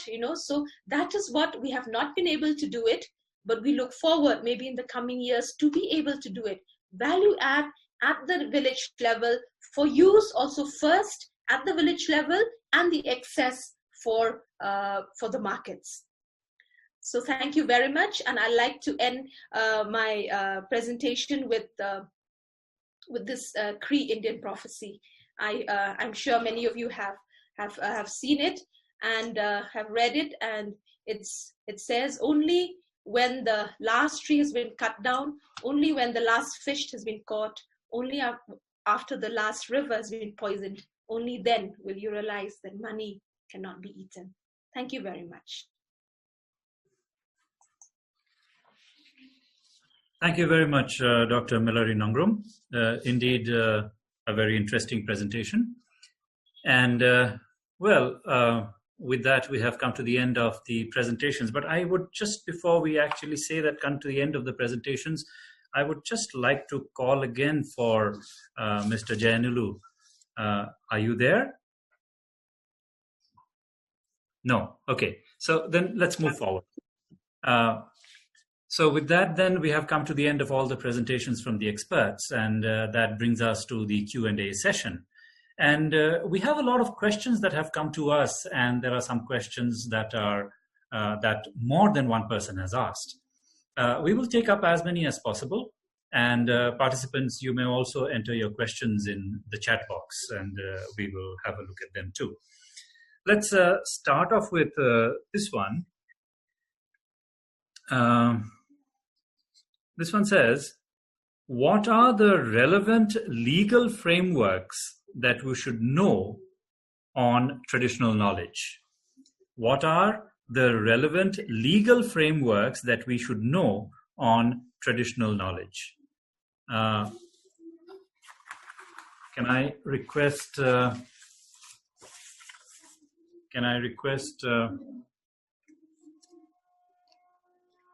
Mr. Balasubramanian to take this question?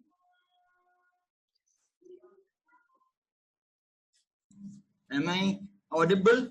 Yes. Okay. I would say that at a national level, there are a few acts that one should be familiar with. One is the National Biodiversity Act. Then there is the Protection of Plant Varieties and Farmers' Rights Authority, as well as the Act. So some of the implications of this are that people who are resident in a particular locality, they live amidst the biodiversity, utilize the biodiversity, they have certain traditional rights over it for self-consumption, local use. But then if they go from the level of self-consumption to commercial product making, quote-unquote exploitation, utilization, they may have to go through a certain procedure in terms of what are the do's and don'ts. Similarly, if you are involved in a process of research, let's say that if you go to a place and collect information, biodiversity, materials relating to the local area, somebody was talking about traditional varieties of seeds. It's generally accepted that the collection of information, and more specifically material, must be with prior informed consent. Generally, if you are an Indian citizen and if you are doing it for educational and research purposes, you are quite okay. But the Biodiversity Act and Protection of Plant Varieties Acts has strict norms. If you are a foreign citizen or a foreign entity, be it a company or a government or anything. These are some general kind of things, but more importantly, I believe that there are more specific stringent legal criteria that may guard as well as safeguard certain things which happen in areas where there are tribal populations. I am aware that there are such stringent safeguards, but I'm not very familiar with the detail of it. I'm sure someone else in the panelists must be able to throw light on this. I'll just stop here and wait for other panelists to add.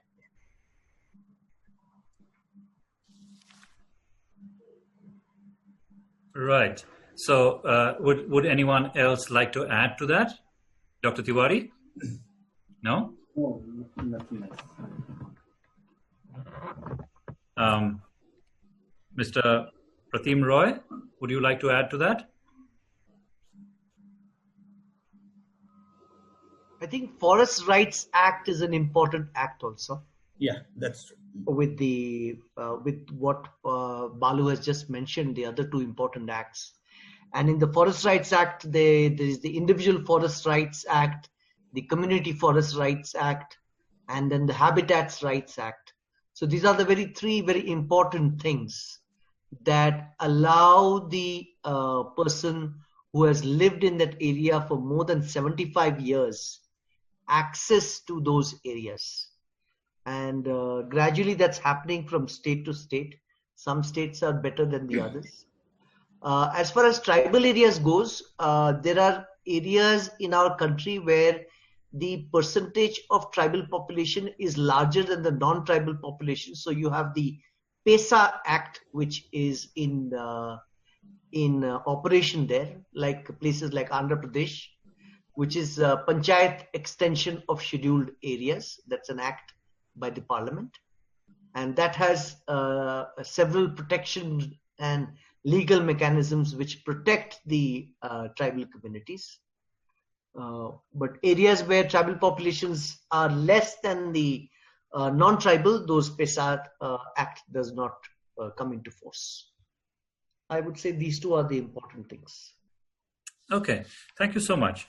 Thank you so much for throwing light on this question. Let's move on. And the next question we have is, what are some of the best technological innovations with respect to natural resource management in East Khasi Hills? What are some of the best technological innovations with respect to natural resource management in East Khasi Hills? Dr. Tiwari?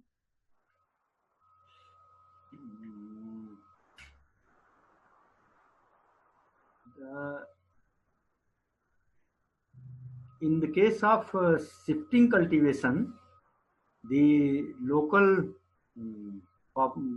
shifting cultivators, they have devised some of the methods which are really, I mean, you can call it innovation. Particularly if you see the higher elevation Bun. In the case of Bun, they have made it more sustainable by increasing the number of crops in a year and keeping the land covered during rainy season. And the fallow period is restricted only to those periods when there is no rain or the winters. This we have documented in Pamlakarai, Maubinna, that means upper light core area in some villages, and we have found that over a period of 30 years, they have moved from one crop to two crop, and some places on the same land they cultivate three crops. So the means crop intensity has been increased in some villages, and also they have moved from traditional crops to cash crops, and thereby they are increasing their cash income. This is one thing. Then there are also some innovations in the traditional shifting cultivation also, where they have been incorporated cash crops, because the jhum farmers, when say 100 years back they were purchasing jhum, they did not need cash. Now they need cash for their sending their children to school, sometimes for buying their other goods and household goods. So then they have incorporated several crops in traditional jhum, which has market. So that is also a sort of innovation.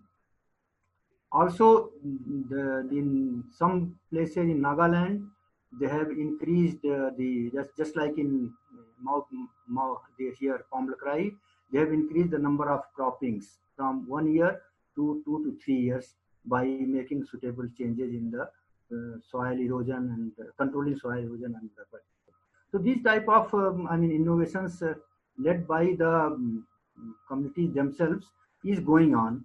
Only thing is that we do not have so many studies of this type where the innovations have been documented. Okay. Thank you. Thank you, Dr. Tiwari. We have a question directly for Dr. Melari.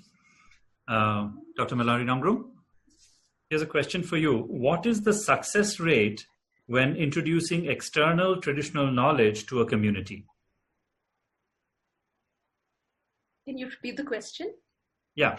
What is the success rate when introducing external traditional knowledge to a community?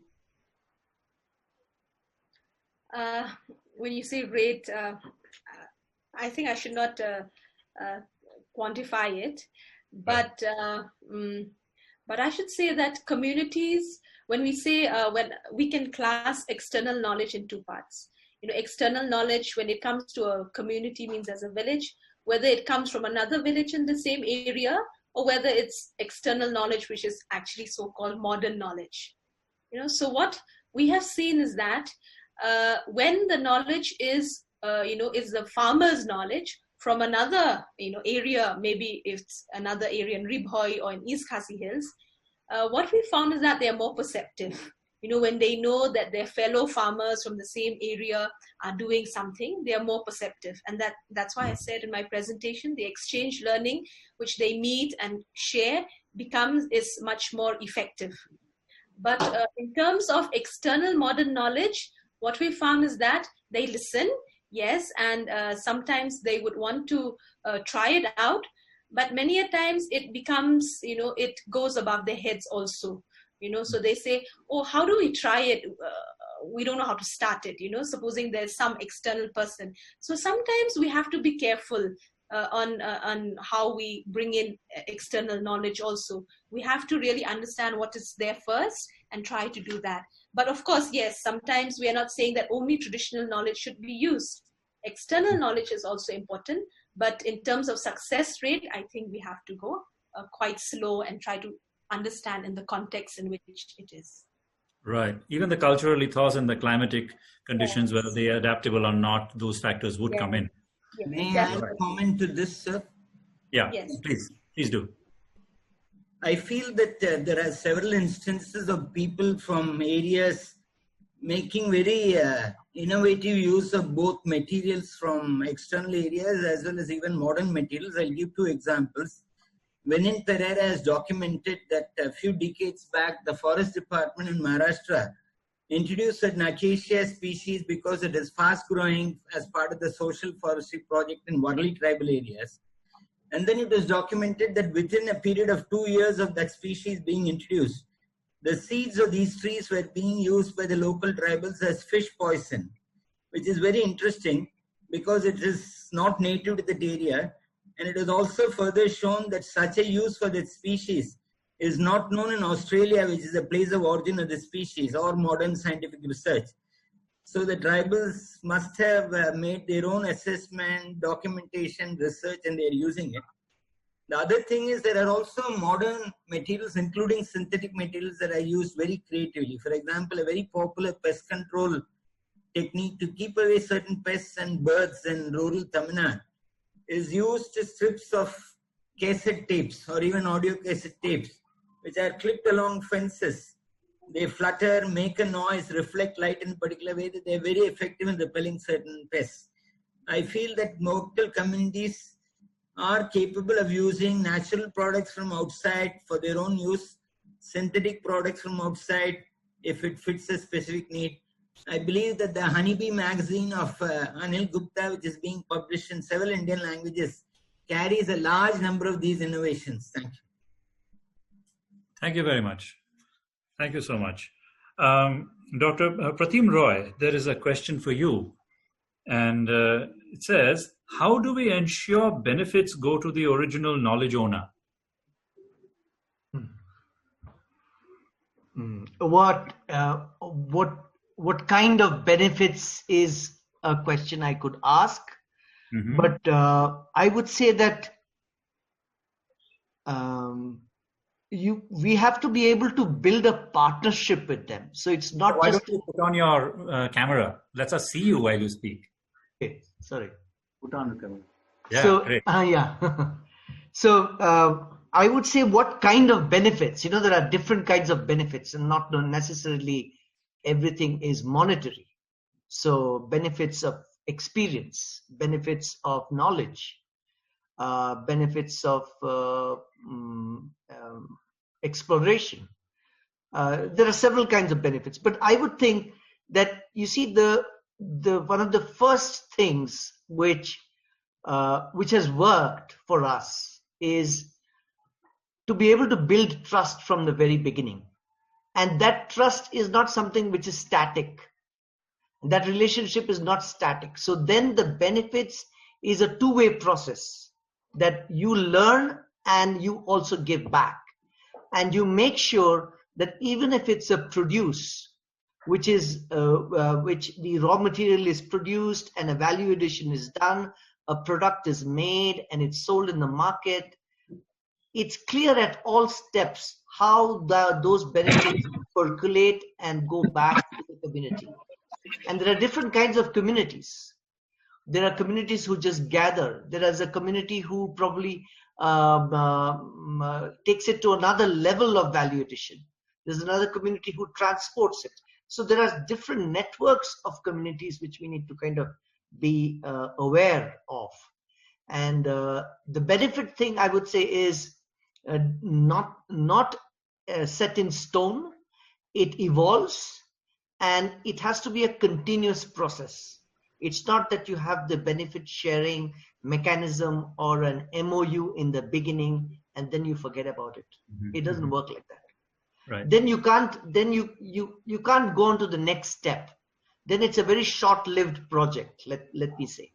You can't have a long-term impact and long-term outcomes out of that transaction.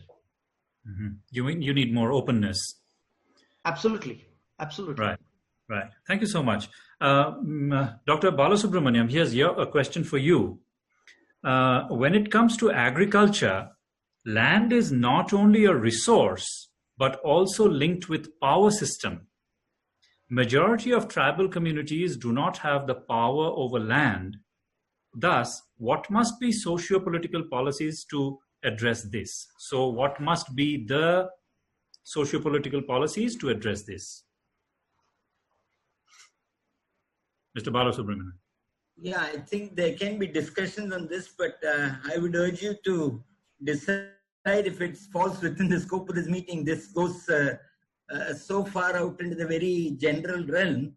So all that I can say is that if you look at agriculture, which is fairly primary in India in terms of number of people to which it gives livelihood, the percentage of people to whom it provides basic opportunities, it's a problem from various points of view. There is a steady decline and erosion of biodiversity, erosion of bioresources, and basic resources required for agriculture like land and water table and all that are steadily on the decline. And the state itself and the society is trying to find a balance in some sense between agriculture and non-agriculture sectors. So it's a question of where you find the balance. In fact, there is also a brand of economics going around. I don't know if I should call it strange or just say brand of economics. People say that progress is to be measured by the number of people who get out of agriculture and get into service sectors and various other sectors. This is fine if we feel that people have prosperity, income, food security if they get out of agriculture, but merely ejecting people from agriculture without taking care of their social needs is hardly the way to speed up economic progress. So there are views on this, but I believe that it takes us far out from the central theme of this discussion. That's all I'd have to say, sir. Okay, thank you. We could have a full discussion on this itself. Yes. Right. And Dr. Tiwari, one last question for you, and let's see after that what we do. There's this question for you, Dr. Tiwari. What kind of policy measures should government implement to facilitate mainstreaming of indigenous knowledge, what should be the role of the government? So I'll read that again. What kind of policy measures should government implement to facilitate mainstreaming of indigenous knowledge? What should be the role of the government? This is a very difficult question, but actually it is just the thought process. The indigenous knowledge are already mainstream. There is no one else has to mainstream it, because the people, they evolve their own knowledge, they use it, and then they have been using for such a long time. So there is no question of mainstreaming indigenous knowledge. It's already mainstream, in my opinion. I don't know, some people may differ. So the second thing is that there are, patent laws, there are other GI, other laws, geographical indicators, yeah. So which help in you can say using the, or you can say transmitting the indigenous knowledge, but I don't think that there is any need as such for the mainstreaming it. If it is economically, ecologically, socially acceptable and viable, it will be propagated by itself. So the government, I don't think, has got any definite role in that. One big question that we wanted answered by the end of this discussion is that whether mainstreaming is viable. Is amplification of traditional knowledge and applying this traditional knowledge on larger scales, is it viable? That is one of the questions we wanted answered by the end of this session. Perhaps you could look at this from that angle. Yeah, Mr. Subramaniam. A little bit to what... See, quite often when we talk to members of the mainstream scientific community, for example, I've been a member of some smaller committees of the Department of Science and Technology. Sometimes the way they express is that, look, there is no such thing as indigenous knowledge. All knowledge is knowledge. And let's look at it from the point of view of science, technology, assessment, validity. Anything which you can validate as scientific and sound, we take it as knowledge. So what is the fuss about indigenous knowledge would be the question. So here I think there are two things to be decided. What is the yardstick and manner with which you assess and sort something as this is valid knowledge, this is superstition, or this is mumbo jumbo? That's why the question of methodology comes in. And secondly, I feel that we cannot kind of say that indigenous knowledge will find its place or already finding its place, because unfortunately in many ways today it does not have a level playing field with modern knowledge. I'll give you an illustration. There are 100 plus agricultural universities all over India. We have several agricultural universities in Tamil Nadu. For the last 25 years, we've been hiring people with diploma agriculture, certificate agriculture, postgraduate degree, PhD. But none of these institutions teach anything that has to do with sustainable agriculture or traditional practices relating to agriculture. Every one of them, we have to train them in CIKs on traditional agriculture after they get recruited. Sometimes by accident, because of a family background, they know something, which means we have an entire agriculture education system which is not paying any attention to 40 centuries of agriculture that's going all around. And the same story is repeated with medicine and so many other areas. So I believe that it would not be appropriate to say that, theek chal raha hai, it's okay, it will find its place, unless the state makes active interventions in terms of investments, encouragement. Currently, there is no level playing field. Just one last piece of statistical share. Please go to the website of Lok Sabha. And there is a Murli Manohar Joshi committee which gives estimates of organic farming costs. It says that for the year 2016-17, the government of India subsidized chemical agriculture to the tune of 70,000 crores by way of chemical fertilizers. which means that if I am cultivating a land of an acre of land chemically, and next door to me is Pratim cultivating it organically, straight away I have a 4,000 to 5,000 rupee per acre lead on him. The state heavily subsidizes. So I think that there is a need to look deeply into the way in which state is investing in education, state is investing in subsidies, state is investing in infrastructure, and this has to be in a much more even keel if we believe that traditional knowledge is valuable and it needs to be supported. This is not to point a finger at anybody. This is an exercise that we have to collectively undertake, I think. Thank you, that's all. I would like to add to that particular... Yes, Darshanji. I think it's a very important question that has been asked. And it is a fact that while traditional knowledge may be transferred within groups who are holders of that knowledge to the extent that it is being, as we heard from many presentations, in general, traditional knowledge or indigenous knowledge is being marginalized, not because it is not of contemporary value, but simply out of, reasons that may be relating to markets or reasons that are nothing to do with knowledge or the value of the knowledge. I think it's extremely important. And I think that one of the main ways in which it can be mainstreamed is really the education system. The National Health Policy draft of the Education Policy 2019 is actually a very progressive document. I don't know why it has not yet seen the light of the day.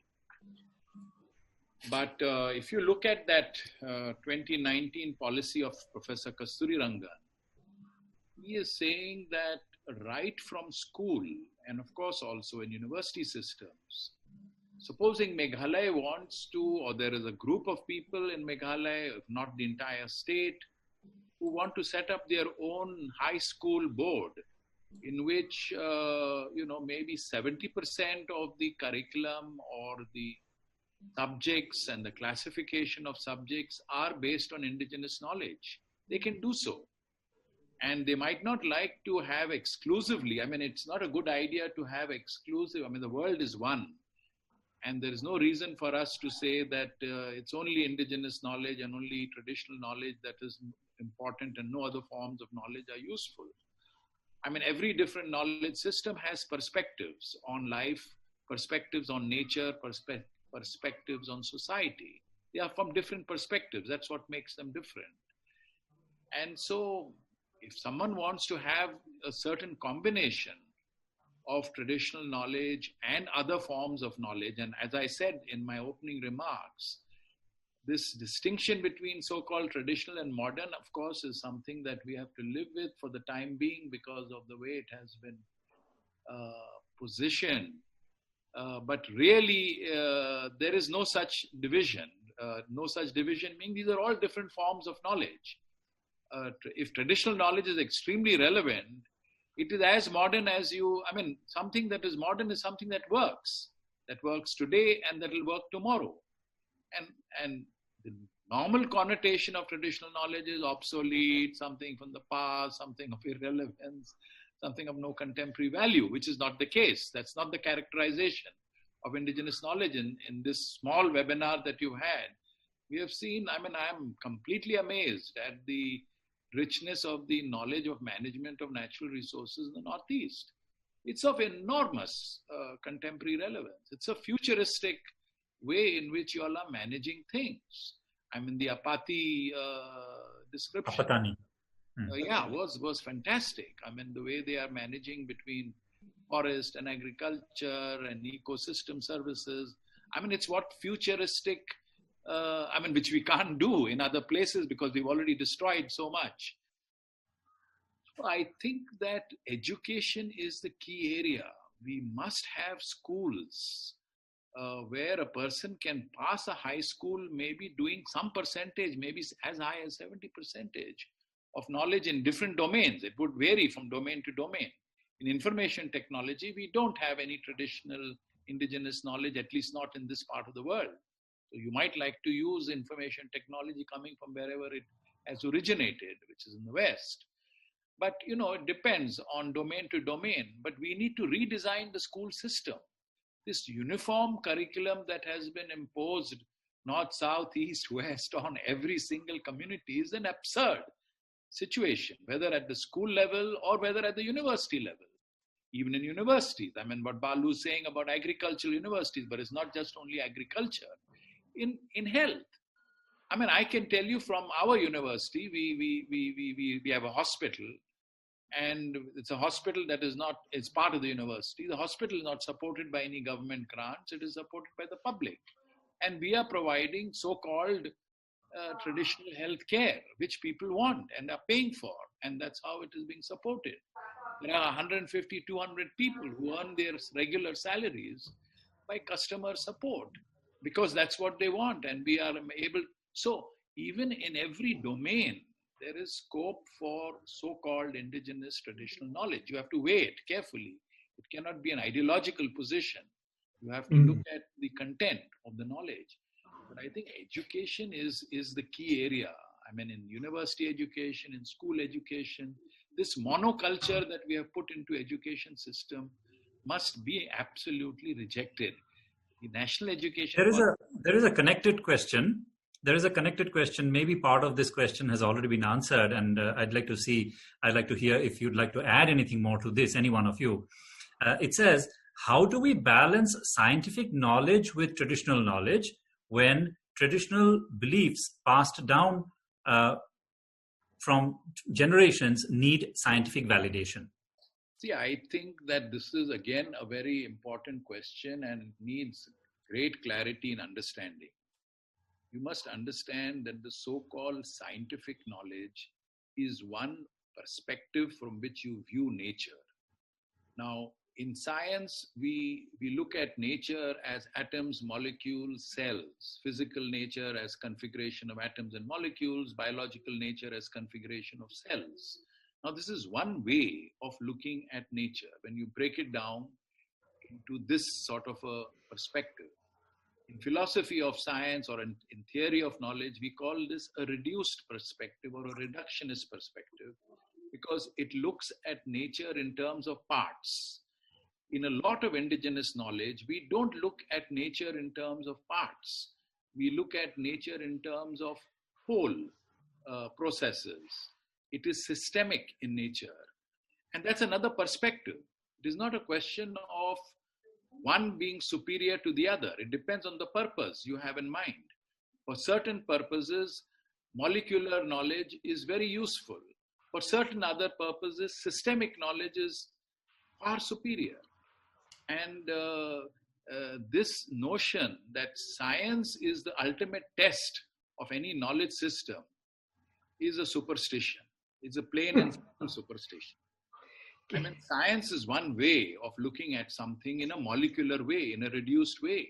There are many other ways of understanding nature, Yeah. Okay. Mr. Pratim Roy, you want to add something? Yeah, I just want to add to what Darshanji has said. And you see, I'll give you a concrete example as to why indigenous knowledge needs a mainstreaming and it needs amplification. And I think just letting it be or saying that nothing can be done and it's a very subtle thing, it will happen on its own, I think that time has gone. For example, the botany, the way we study botany, okay, is any botanist in this panel will be able to say that you wait for the flowers to identify the particular plant species, okay? Any botanist will identify a certain plant by the flower. But you know what the indigenous people here in the Nilgiris, and I'm sure in Meghalaya and everywhere, what they do is they don't wait for the flower because the flowering season only is at one point of the year. They look at the bark. They look at the animals and rodents and ungulates and other forms which have coexistence strategies with that particular plant in terms of a habitat. So what we did in Keystone over the last 15 years is document indigenous knowledge of plants and trees, which now the forest department is using And initially, botanists of the Botanical Survey of India and other top botanists, they actually rejected that theory and knowledge. So what we did side by side, it also mentioned the traditional botanized information of that particular plant, put it next to the indigenous knowledge that the knowledge brings out of that particular plant. And then you have these two blends, which the richness is much, much more.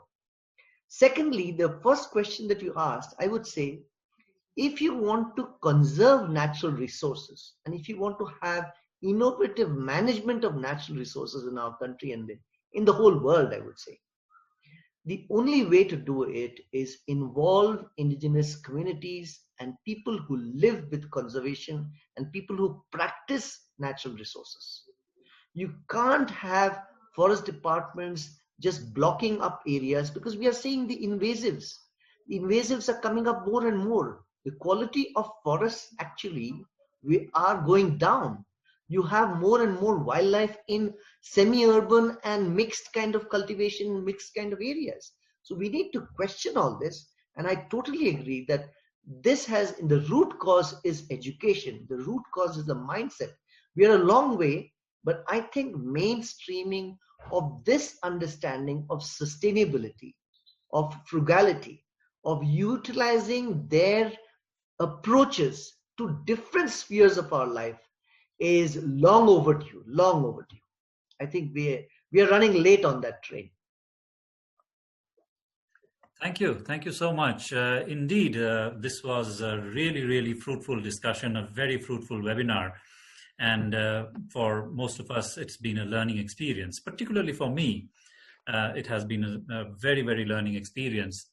Don't forget, my background is physics. Yeah, you need that. You need that. Basically, it's physics everywhere. Absolutely. I need this, today's session very much. So in closing, I'd like to thank all the experts for sparing your time and making this such a fruitful session and such a learning session. Thank you so much, each one of you. Thanks a lot for organizing this. Thank you very much.